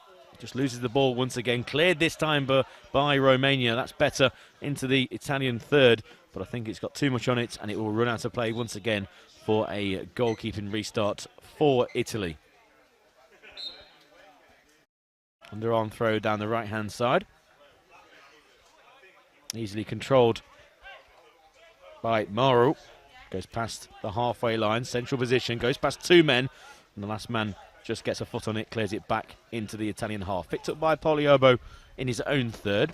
By the right-hand kickboard. Under no pressure. Passes it back actually to Lilly, who does well to stop it from going out of play. I think it would have been a call there by the goalkeeper to say, just clear the lines. It's going to run out of play. There goes Lilly down the right-hand side as all the Italian men are back inside their own third at the moment. And they want to try and clear it, but instead they're going to run it out through Mauro, who goes over the halfway line. He's been brought to ground. He's chipped inside territory of Romania. It could be another team foul here, and just outside the centre circle, going straight towards goal. So yes, he's conceded a foul, has Nistor. But also, it was a very dangerous position there for Romania. A third goal would really seal the game for Italy. So without bringing him down, Barrow was bearing down on goal. It's another foul for Romania. But I think taking one for the team was Nistor.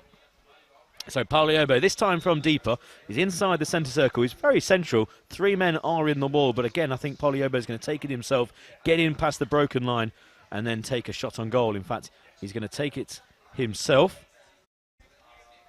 He's waiting for Delaccio to come forward and just push the ball forward so then he can take it on himself. So 3 men in this wall. Romania leaving 1 man up top. There goes Pogliobbo. Goes over to the left-hand side. After the wall, instantly comes Bottes and gets the ball off the Italian youngster. Fought back by Delaccio on that left-hand side, approaching the D.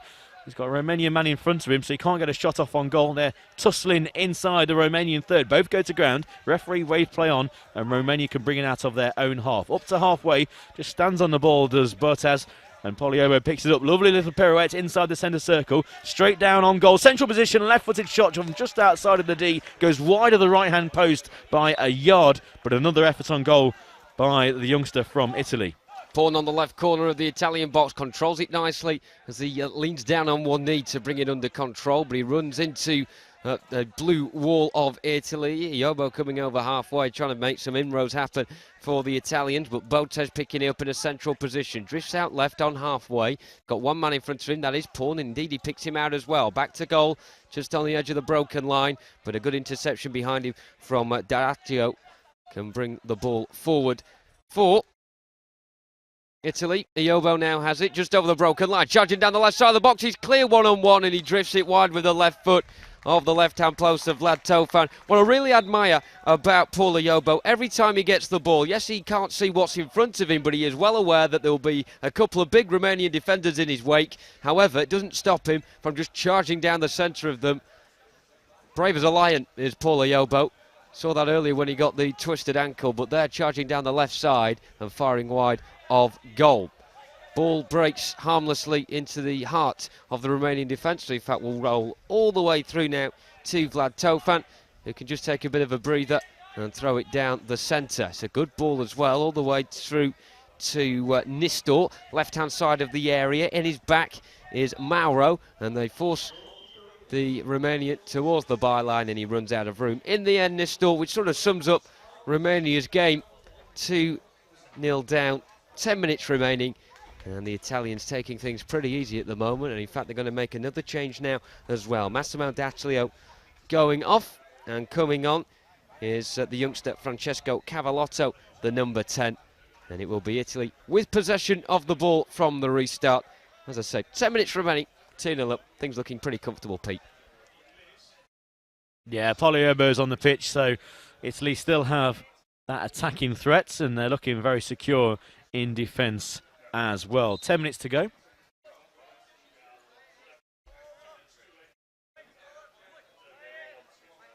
Long throw out down the right-hand side. controlled by Yobo on the halfway line, tussling with the Romanian midfield, and they just switch sides over to the right into the Italian final third. Lilly can't control the ball. He does stop it from going out of play. Looks to try and just play it down the left-hand side. In fact, he brings it out himself very successfully up to the halfway line. Past the halfway line, Lilly goes up to the broken line, still hugging that left-hand side. Past the first defender, stumbles, gets back to his feet. He's going from the left-hand side to the right across the face of the D. Inside, deep inside, Romanian third, and that's where Italy want to keep it for the rest of the game. Across the D, no one's really got control of the ball. Lilly's trying to follow every sound he can hear of bells inside that football. Any questions you have about blind football, please send them through Twitter, hashtag the sound of football. Here goes Poliobo, outside of the D, inside the D, left-footed shots, and it's a hat-trick for Poliobo. Italy 3, Romania 0. And the Italian youngster makes it 3 on the day for himself. He's only just turned 15 years old. Many said he's a star of the future, but he's a star of these championships, all right. It's a hat-trick for the youngster, and it's 3 for Italy. Wonderful finish from Poliobo, probably the best of the lot from the youngster, going into the area, unleashing his second left-footed drive of the game. That the fiercest of them all, into the left corner of Vlad Tofan's net, and I don't think there's anything he could have done about that. Poliobo, first hat-trick scorer of these 2017 Blind Football European Championships, top scorer overall at the moment, and Italy leading comfortably by 3-0. Romania will be with the restart now. Kovac stood over the ball with Botez, and well, talk about an uphill task. It is that and then some for the Romanians now. Managed by Sorin Lapidatu. He joked to me the other day. He is the coach. He's the coach driver. He's the physio, the doctor, the organiser. He does everything for the Romanian team, but he will not be joking about this performance. This was the game that Romania were looking to get something out of, and they will be coming away with at least a 3-goal deficit here, unless a miracle occurs in these next 8 minutes. Corner for Italy on their right-hand side. Going across to take it is Poliobo. Goodness knows what he'll be feeling like right now. A hat-trick in a major championships. Can there be any better feeling? Just behind him is his fellow youngster Francesco Cavallotto. Iobo will be the one tasked to try and dribble this one into the area. Goes past a couple of white shirts. He's on the left side of the area. Romania with everyone back here. Poliobo canning the ball off of the kickboard on the far side, and it ricochets out of play for a goalkeeper's ball for Romania. Thrown long by Tofan down the right-hand side all the way up to the opposing byline. And now Botez. Botez tries to turn his way into the penalty area, still battling away now with Mauro. Mauro on the right side of his own box. Clears things up to halfway. Iobo breaks over the halfway line. He's got 2 to beat, goes for a long-range effort from just inside the attacking zone, left footer strike, tipped round the right-hand post by the right paw of the Romanian keeper, Vlad Tofan. And another corner for Italy, who seem to be getting better and better, more confidence as well as the minutes go by, and those goals have done Poliobo and the rest of his teammates the world of good. Yeah, shot from distance there by Poliobo. Doesn't matter whether it's inside the D, outside of the D. Left foot, right foot. He's got it all. Shot from the corner, straight at the goalkeeper, who did very well. He wasn't taken by surprise there. He'd got his angles completely correct. It's very rare you see that, actually, in blind football, where a shot is taken from that corner D. Here goes Yobo once again. Left-footed shot. Again, goalkeeper does well. Parries it. Yobo goes for a first-time effort. Misses the ball. Still got it on the left-hand side inside that final third for Italy. He's got 2 men with him. He goes to ground. Nothing given. And now the counter-attack for Romania down the right-hand side with Nistor. He's gone from his own third into the final third, and he's going to win himself a corner as well. Poliobo slowly gets to his feet. That's a good save there by the keeper. Again, straight at him, but quite a powerful shot by Poliobo. So corner to Romania on their right-hand side. It's going to be taken by Nistor and also Botez. They've also bringing in players forward. Kovakis is inside the D. There's only 1 man back for the Romanians. They're going to have to try and pile forward to get back into this game. 3 goals down with less than 7 minutes remaining. Corner taken from the right-hand side. It's going to be back towards the broken line. Stop, shot, right-footed into the mid-chest of the goalkeeper, who again got his angles right and saves well. Yobo over halfway line. Poliobo runs into a Romanian player and then just loses track of the ball. Brought out by Kovakis, who goes to ground. Nothing given, says the referee. Looks like Poliobo's left leg brought him down, but Kovakis carries on his run over to the right-hand side, past the broken line. Now more centrally, approaching the D. Can't get a shot off on goal, and the Italians can't clear their lines over as well. Botes down by the left. Again, drifts more centrally, stops, tries to cut back onto his left foot, but well marshalled by Mauro. Mauro clears for Italy, only up to his broken line. Again, it's with Romania on that right-hand side. Lovely pirouette, chance for a right-footed shot, parried by the keeper. And now Italy trying to hack it clear through Lilly. Yeah, the goalkeeper there just as concerned about saving the shot as he was making sure not getting outside of his area. It was difficult for him there. The pressure still on for Romania, but Italy clear the ball through Lilly over halfway. And now a chance for a counter-attack. Cavallotto trying to bustle his way past Anton, one of the many physical presence that Romania have on the pitch. One of them's Nistor as well. He's now bringing Cavallotto to ground. Cavallotto not giving up the fight, however, he'll have to now as he runs off the pitch and the ball goes out of play. Romania get us restarted and the ball is down the left-hand side over halfway with Botes. He's got two blue shirts around him. He turns away from the two of them. Just one man to beat. That's Lilly. Beats him as well. Real chance. Shot comes in by Kovacs. Well smothered by Lamacchia just on the edge of his goal area, making sure that ball did not go past him and into the net. But you have to say, when Botes was through there, if that shot had gone either side of the goalkeeper, that would have been a goal back for the Romanians. Kovacs on the right-hand side, laterally running from left to right. He cannons off the board with the ball. He then charges down the centre. Lilly with him every step of the way. Mauro coming to help his teammate as well. They've still not cleared the ball out of their defensive zone yet, Italy, but eventually Mauro gets it down the left-hand side. And now it's Cavallotto. He's got the Romanian captain in his back. Nistor. Cavallotto, though, will try and shoot from the left corner of the area. Felled by Nistor. Now it's Poliobo wriggling his way through. Shot comes in with the left foot just inside the left side of the box. Well beaten away by Tofan. If it wasn't for him, it could have been a lot more in this game for Italy. And Tofan throws the ball clear down the left-hand side, trying to cause some problems for the Italian defence, but they respond to the questions posed by the opposition very well indeed, with Mauro gliding down the left side of the box. A real chance here, but he couldn't make connection with it. He puts his hands to his face in frustration. He knows he had the opportunity there to get a fourth goal for Italy in this match. Yobo with possession on the right-hand side, coming over halfway. Can he get a fourth goal in this game? He is tripped over by Botes, and it will be an Italian ball right-hand side, probably a third-team foul as well. We'll wait for the indication from the official, but Pete, Italy are just seeing this game out now. 4 minutes to go, and the game well and truly theirs. Yeah, very comfortable 3-0 lead for Italy. Looks like they could even increase. It's going to be the third team foul. And it will be number 6 to be taken off, because that's the third personal foul for the Romanian number 6. So coming off the field is Anut Anton. And as a substitution also for Italy, number 6 Mauro coming off, and coming onto the field of play for Italy is their number 5, and that's Matteo Sitsu. So once again, thank you for joining us from wherever you are in the world for these IBSA Blind Football European Championships here in Berlin.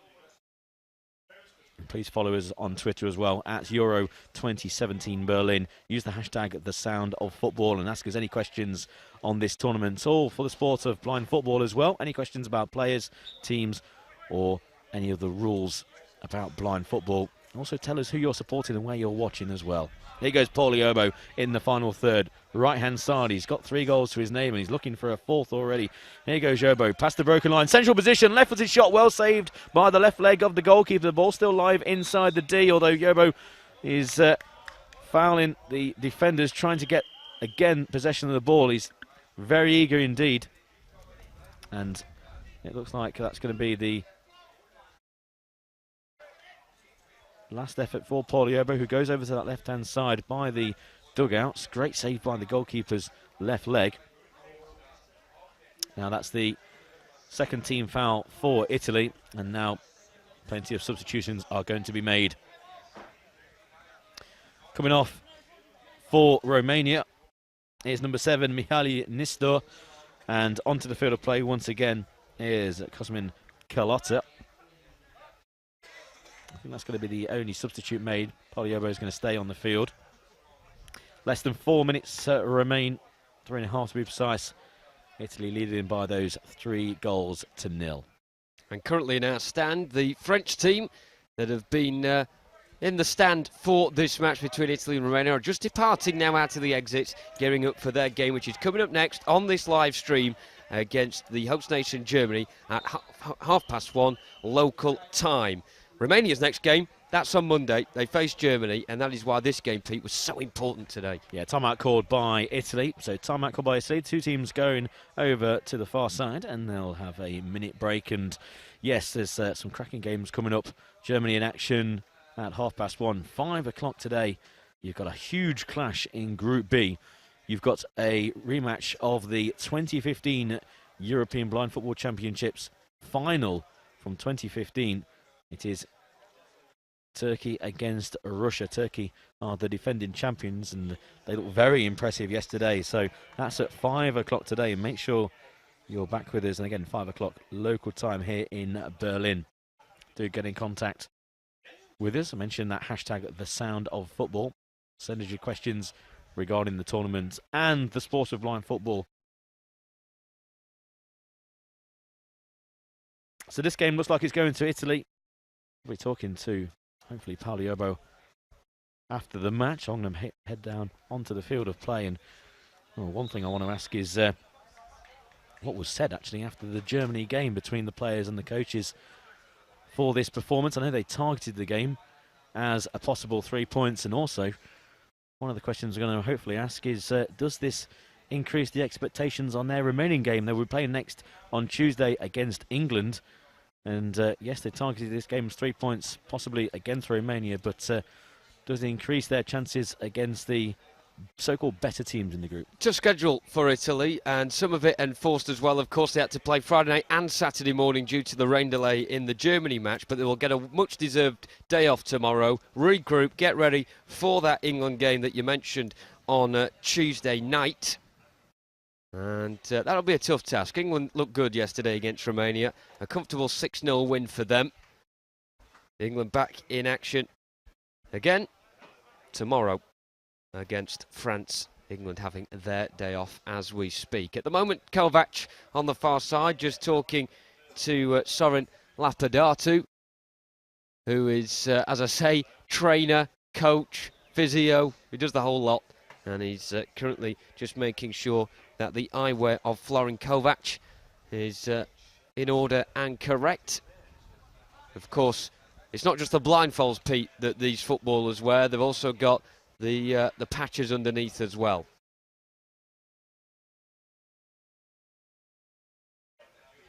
And the patches just being reapplied onto the left eye now of Florin Kovac. Just got a good shot on the screen of Sorin Lapadatu alongside the official, just applying those patches.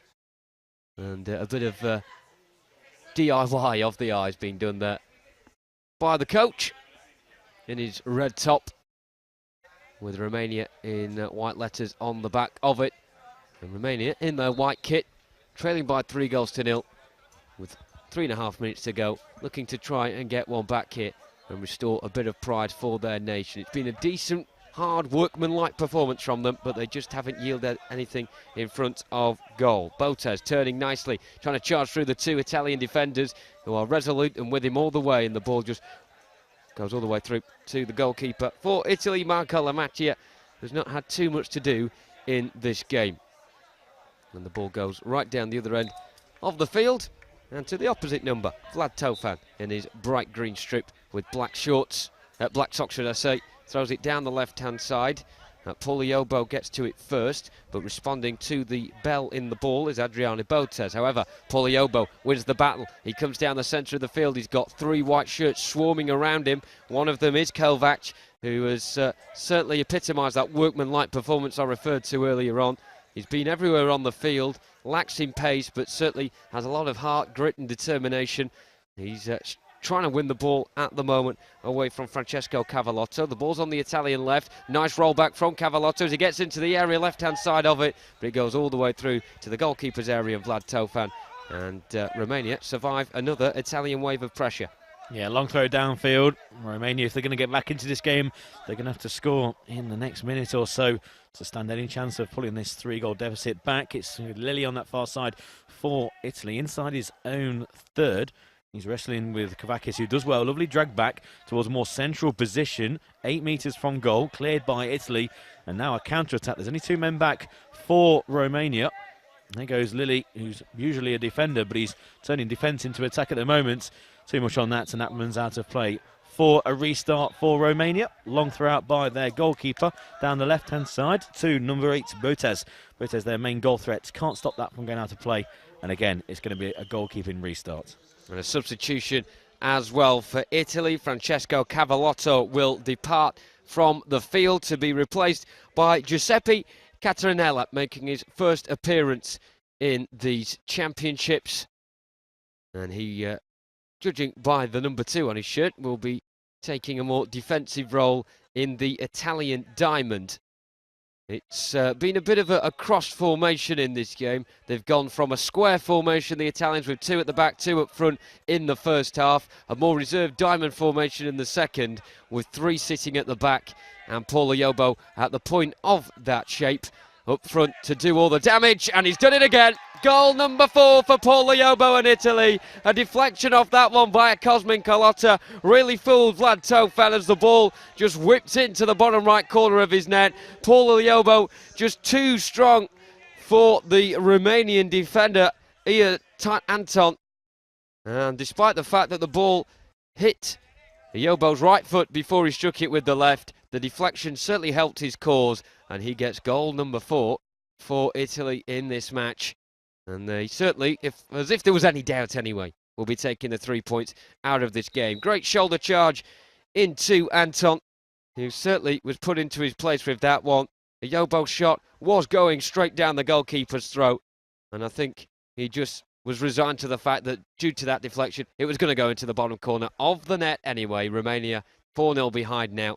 And the game well and truly up for them. Iobo with the ball. I think he's surprised by the fact that the ball came to him there, but he soon turns into a quick attack. He tries to charge down the centre towards the edge of the penalty area, but it goes all the way out, and it is Romania who have the ball now at the back with Tofan thrown directly down the centre towards his opposite number there. Marco Lamaccio gets a rare touch on the ball. He bowls it towards the left-hand side. The ball goes over halfway, and it's Lilly trying to get on the end of that, the number 4, on the left edge of the area. In his face is Carlotta, the unfortunate defender who hit the ball as it went into the back of the net. Iobo trying to get another one here. Dead central on the edge of the area, swifts it towards the right foot now. He's still tussling with it, gets it back on the left, and it just drifts wide of the goal, away from that right-hand post. Now Vlad Tofan and the Romanian defenders can breathe a bit of a sigh of relief there. An injury potentially to Cosmin Carlotta. That's why he's clutching his right angle in the centre of your screen at the moment. Just on the edge of the goal area. And I don't think that news has gone through. You just saw Kovac on the left-hand side putting his arm in the air, ready for the ball. However, the ball won't be active for a few moments. I think Carlotta is going to try and battle on here. The referee is just having a word with him. And in fact, he's not going to bother nursing that injury. There's so little left in this game. There's no point taking the risk. And he'll be chaperoned towards the far side. And Alexandru Cucu will now come on instead. Cucu, who had a pretty impressive game, if you can have an impressive game in a 6-0 defeat against England yesterday. He looked pretty solid, pretty confident as well with the ball at feet when having to bring it out from the back. And he will now take his place in the defence alongside Unit Anton. So So an uncontested drop ball, which Vlad Tofan will grasp and now throw it directly down the centre. Looking for Kovac, who goes down under the challenge of Sistu, who pleads his innocence. The ball then ricochets off him out towards the far side, and it'll be a corner for Romania on that far side, the right. 5 seconds left. And the corner on the right. Kovac on the right alongside Adriane Botez. Botez has been very industrious in this game. He has the ball now. Can he get a goal? He deserves one. He comes towards a central position, an arcing run from him.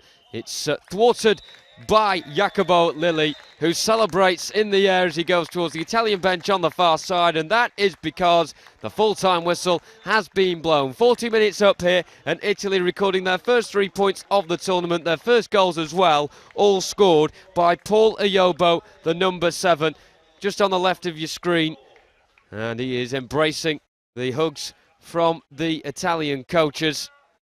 It's been a super performance from him. He peels back his patches and the blindfold after what has been a remarkable performance from the Italians. They've done exactly what was needed. This was built as a very big game for both sides. This was the game that both coaches beforehand, Rossano, Macho Demencio and Sorin Lapadatu, said, we need to win this game if we're to progress any further in this tournament. It is Italy that have come out on top.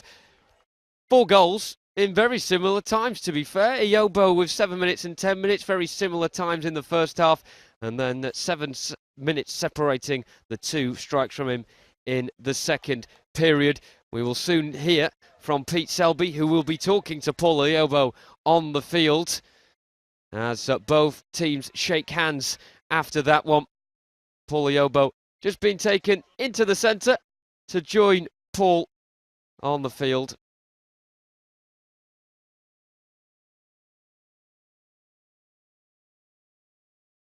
But overall, a very good performance indeed from Italy, who will get a day off now. Their next game coming up against England on Tuesday night. That's a 7:30 kickoff local time. Italy have had a tough schedule in the first 3 days. They played on Friday night, and then they had to play again as well on Saturday morning.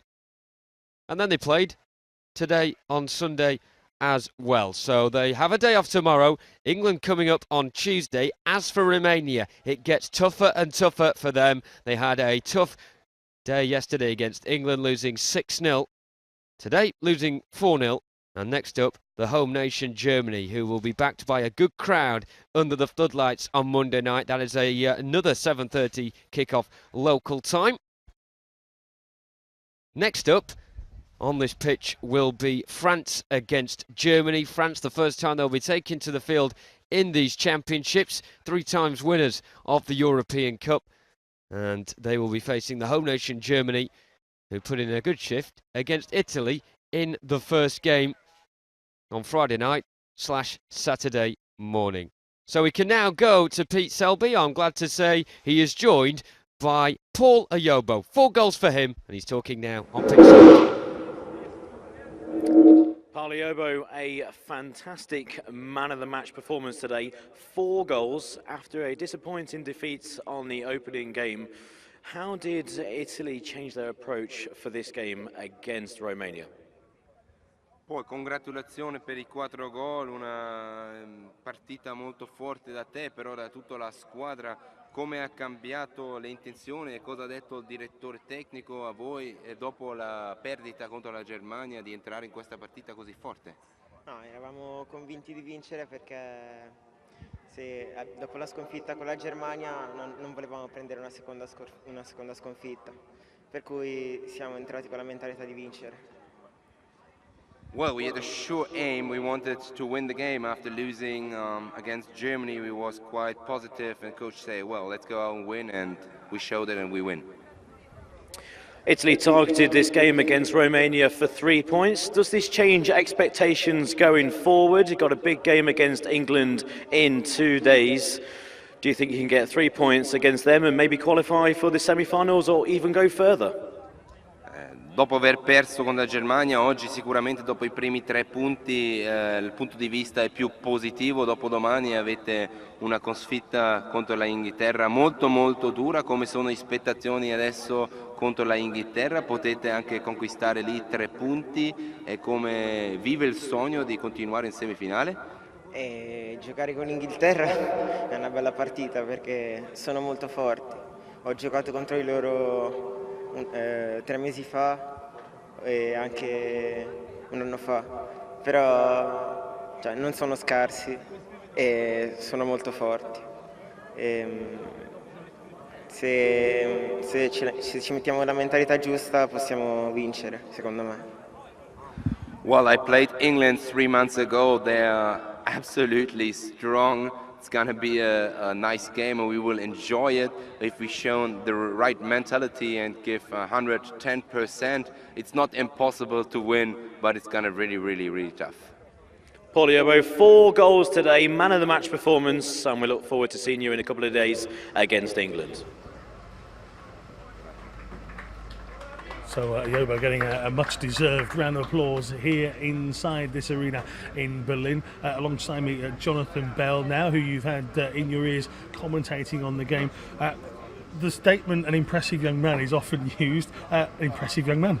Definitely so. We saw in the first game against Germany that if anyone was going to score for Italy, it was unlikely they were going to with the strength of the German defence, but if anyone was going to score for Italy on Friday night / Saturday morning, it was going to be Paul Yobo, but he didn't really get the angles in front of goal to be able to put strikes away towards the opposition net. Today, Romania, they had 2 defenders and 2 forwards. The 2 defenders sat very deep indeed on the edge of their own penalty area, and Paul Yobo absolutely lapped up the room he was given in the centre of the pitch. He took it from the halfway line, he strode towards the opposition area, and on 4 occasions he struck it past a very despaired goalkeeper for Romania. And you have to say Italy deserved it today. They're not a one-man team, but Paul Yobo will definitely grab all the attention after a very impressive performance from him. Okay, let's take a look at those second half goals from the young man Yobo.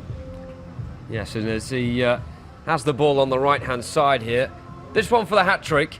He does very well with just 1 man in front of him. He manages to take it from the right-hand side into a central position. Of course, he'll be helped by the trainer behind the goal. But what a strike there with the left foot. Arrowed into the near corner of the goalkeeper's net. And the delight as well for him as he scored that 3rd goal was evident for everybody in the stadium to witness. The frightening thing is, at 15, you can only get better from here. Stronger as well. Absolutely. We mentioned about the age spectrum of the Italian team. You had 1 player at 15 in Yobo, and you had their captain at the age of 46. And when their captain actually started playing football, when the Italian team was formed in 1986, he was 15 years old. And it just shows you how far the blind football programme has gone, not just in Italy, but continentally as well. The fact that Paul Yobo has been playing since the age of 13, he's now coming to a major championships at the age of 15 and bagging 4 goals against a decent defensive outfit in Romania. Of course, not the favourites to win this championships by any stretch of the imagination. But it's all testament to Paul Yobo and the Italian programme. The strength for this 4th one impresses me more than anything. Of course, with the shot in the end taking a deflection, you can't really say too much about the quality of the finish. But it's the build-up from Paul Yobo. He's got pace, he's got good dribbling, and the strength shown on that 4th one as well. This kid seems to have a bit of absolutely everything, and the way he finishes is just as impressive as the way he dribbles. Yeah, with a few more years of getting stronger, just naturally as a human being, but also being around the football training that he'll now be exposed to. You just saw him muscle aside a defender who was, well, nearly twice his size in width at least. He's just muscled his way through. He has no fear, this young man. At 15, we will be watching Paul Yobo for quite a while. Him coming in from the right-hand side this time, John. Yeah, and well, you mentioned again about the strength. He just tumbles down the Romanian defender there as if, you know, he was half his age, half his size, and of course that is not the case at all. One sad thing about Paul Yobo, we usually have a player getting a hat-trick taking away the match ball. That will not be the case today. Unfortunately for him, we've got the ball instead in the studio, but it gives Italy a lot of confidence going into their day off tomorrow. Next up for them, England, under the floodlights here in Berlin on Tuesday night. They've done their work now, the Italians. They've got 3 points on the board, and now they say over to France and to Germany next up. So we'll take a look at the Group A standings, the upcoming games in that one, France, Germany, and then England versus France the day after as well. That France-Germany game, very, very much anticipated. It's what's coming next. There are a few people already sat in the stands here in Berlin waiting for the opportunity to cheer on the home nations. Here it is then. France will take on Germany at 1:30 this afternoon. Do join us as we say goodbye for now after a very, very good performance from Italy. We'll see you later on.